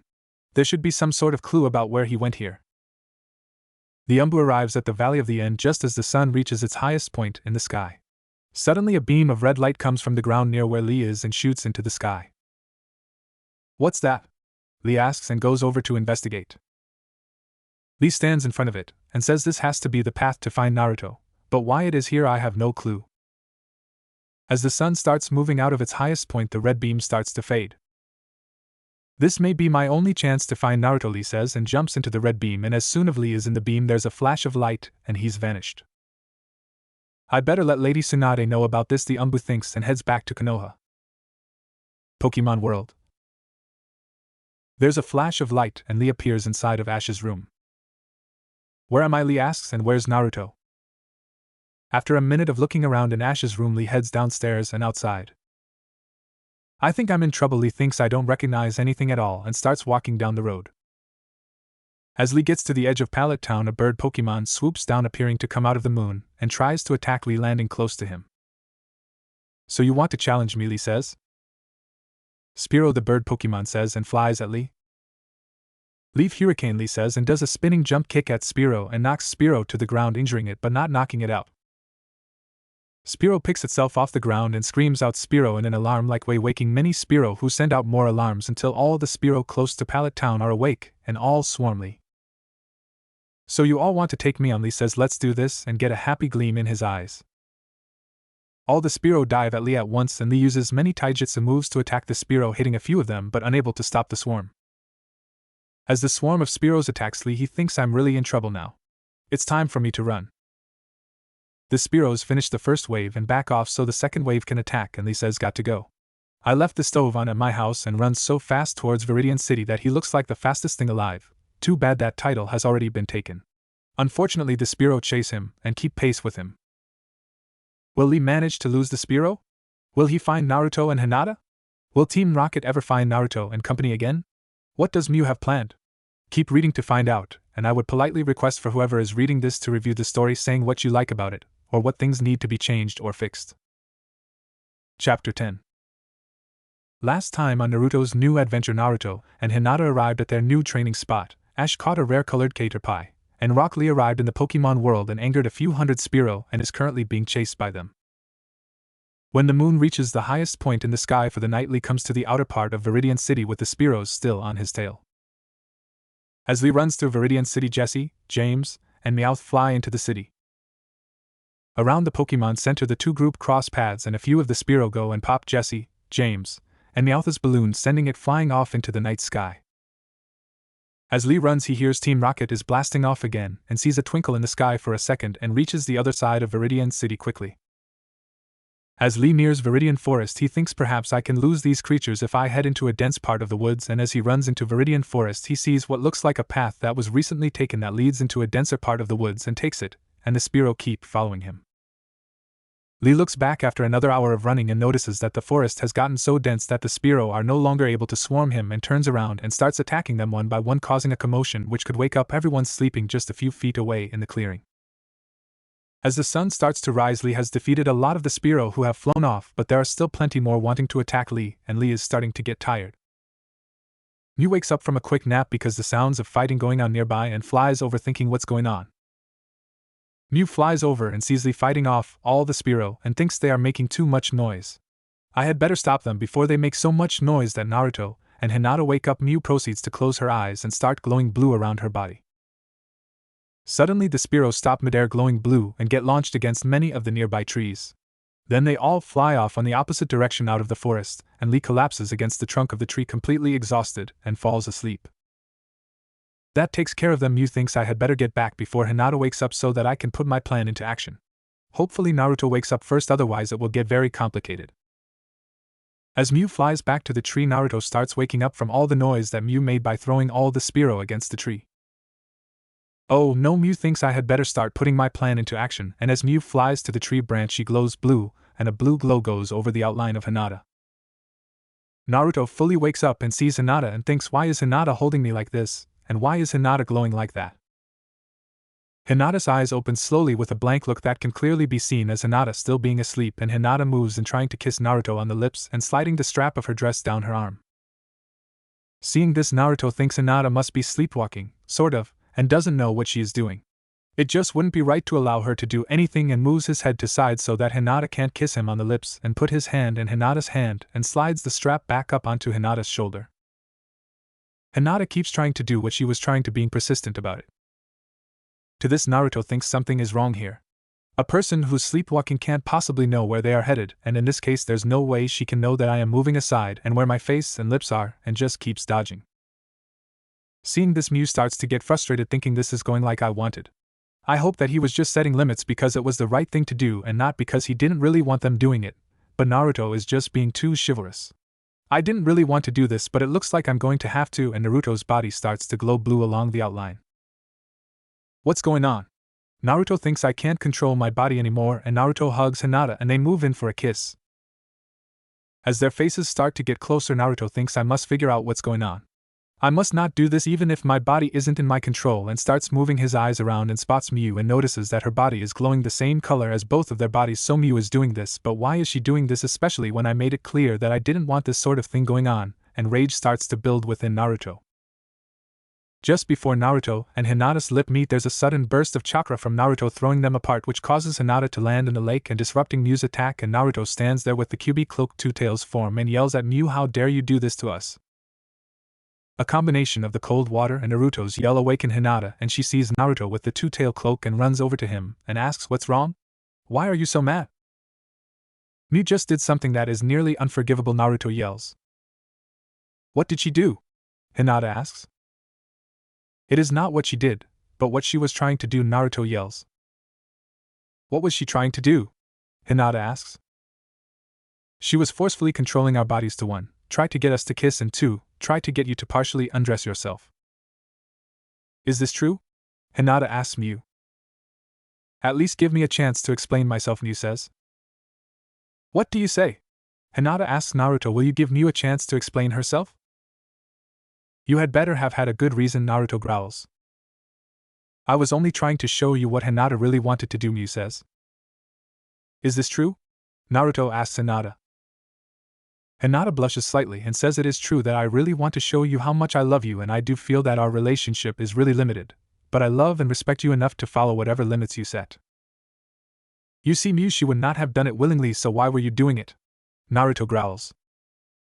I was thinking that if you had it happen once that you would make it less limited, Mew says, but no matter what I couldn't get you to do it. Is this true? Hinata asks. Yes, Naruto says, since you were still asleep at the time I couldn't let something happen that you didn't know was happening. That's so sweet, Hinata says and gives Naruto a big hug. This calmed down Naruto and the QB cloak disappears. Naruto, realizing Hinata is wet and shivering, asks what happened. I just landed in the lake when you got enraged, Hinata says. Well, you can't stay in those wet clothes, Naruto says, go ahead and get changed. Would you help me change? Hinata asks sweetly. Sorry, but that just would be right, Naruto says and leaves the clearing so that Hinata can change. After Hinata changes and calls Naruto back, Naruto says, now back to what we were talking about. Yeah, Mew says. You know that there is going to be a punishment for doing this, right? Naruto says more calmly. Yeah, I know, Mew says, but it was well worth it. You may not be saying that after I tell you your punishment, Naruto says. So what is my punishment? Mew asks. I haven't thought of one deserving of what you did, Naruto says, but I will. At that moment, Lee walks into the clearing still a little bit sleepy and asks what's going on here. Hey look, it's Bushy Brown, Naruto says, disappears. How did you get here? Naruto? Hinata? Lee asks, where are we? And how did you get here? We got a lot to catch you up on, Naruto says, let's sit down and go over each of our stories. Naruto, Hinata, and Lee all sit down and go over their story. After they get done, Lee says, let me get this right, we are no longer anywhere in our but in a whole new world where creatures with powers roam free and you catch them and train them. I find that hard to believe. Any harder than having a month go by for you when only a few days have gone by for us? Naruto asks. I see what you mean, Lee says. What's even harder to believe is that you two have become a couple in those few days. Yeah, well, Naruto says, Hinata has always those feelings for me and I had feelings for her but was too much of an idiot to recognize it. But anyway, you said that there's a path that brought you here to this world. Yeah, Lee says, but I couldn't see it until the sun was at the right point in the sky. That could be a problem, Naruto says, especially if Akatsuki finds out. Then we should train and prepare for them, Lee says. Lee's right, Hinata says we should spend our time training ourselves and our Pokemon to prepare for their arrival. I know what I'm going to have Mew doing, Naruto says with an evil grin on his face. What? Hinata asks. Bushy Brows mentioned that the reason he was searching was because he wanted to spar, but since I'll be working on a new technique, I'll have Mew spar with Bushy Brows. That should really teach Mew a lesson, Naruto says, but Bushy Brows, you need to rest so today, which means you'll have your sparring match tomorrow, and today Mew will help train grow lithe. Well then let's get to work, Hinata says. Naruto and Hinata wake up the rest of their Pokemon, since apparently they are heavy sleepers, and give them their training schedule for the day. Naruto decides to train Growlithe with a variation of the tree climbing training, using it to teach Growlithe to walk on water, and after Growlithe masters that, Abra and Mew try distracting Growlithe, making it more difficult, and Hinata decides to have her Pokemon spar against each other to do basic training to have them gain experience. Hinata and Naruto head over to near the edge of the clearing to start Naruto training to learn the double-handed Rasengan. You said that learning this technique should be easy, Naruto says.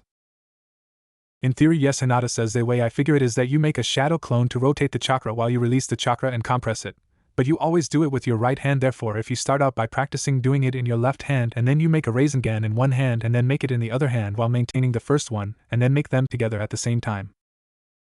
You call that easy? Naruto asks. Yes, Hinata says, compared to making both without shadow clones it is easier.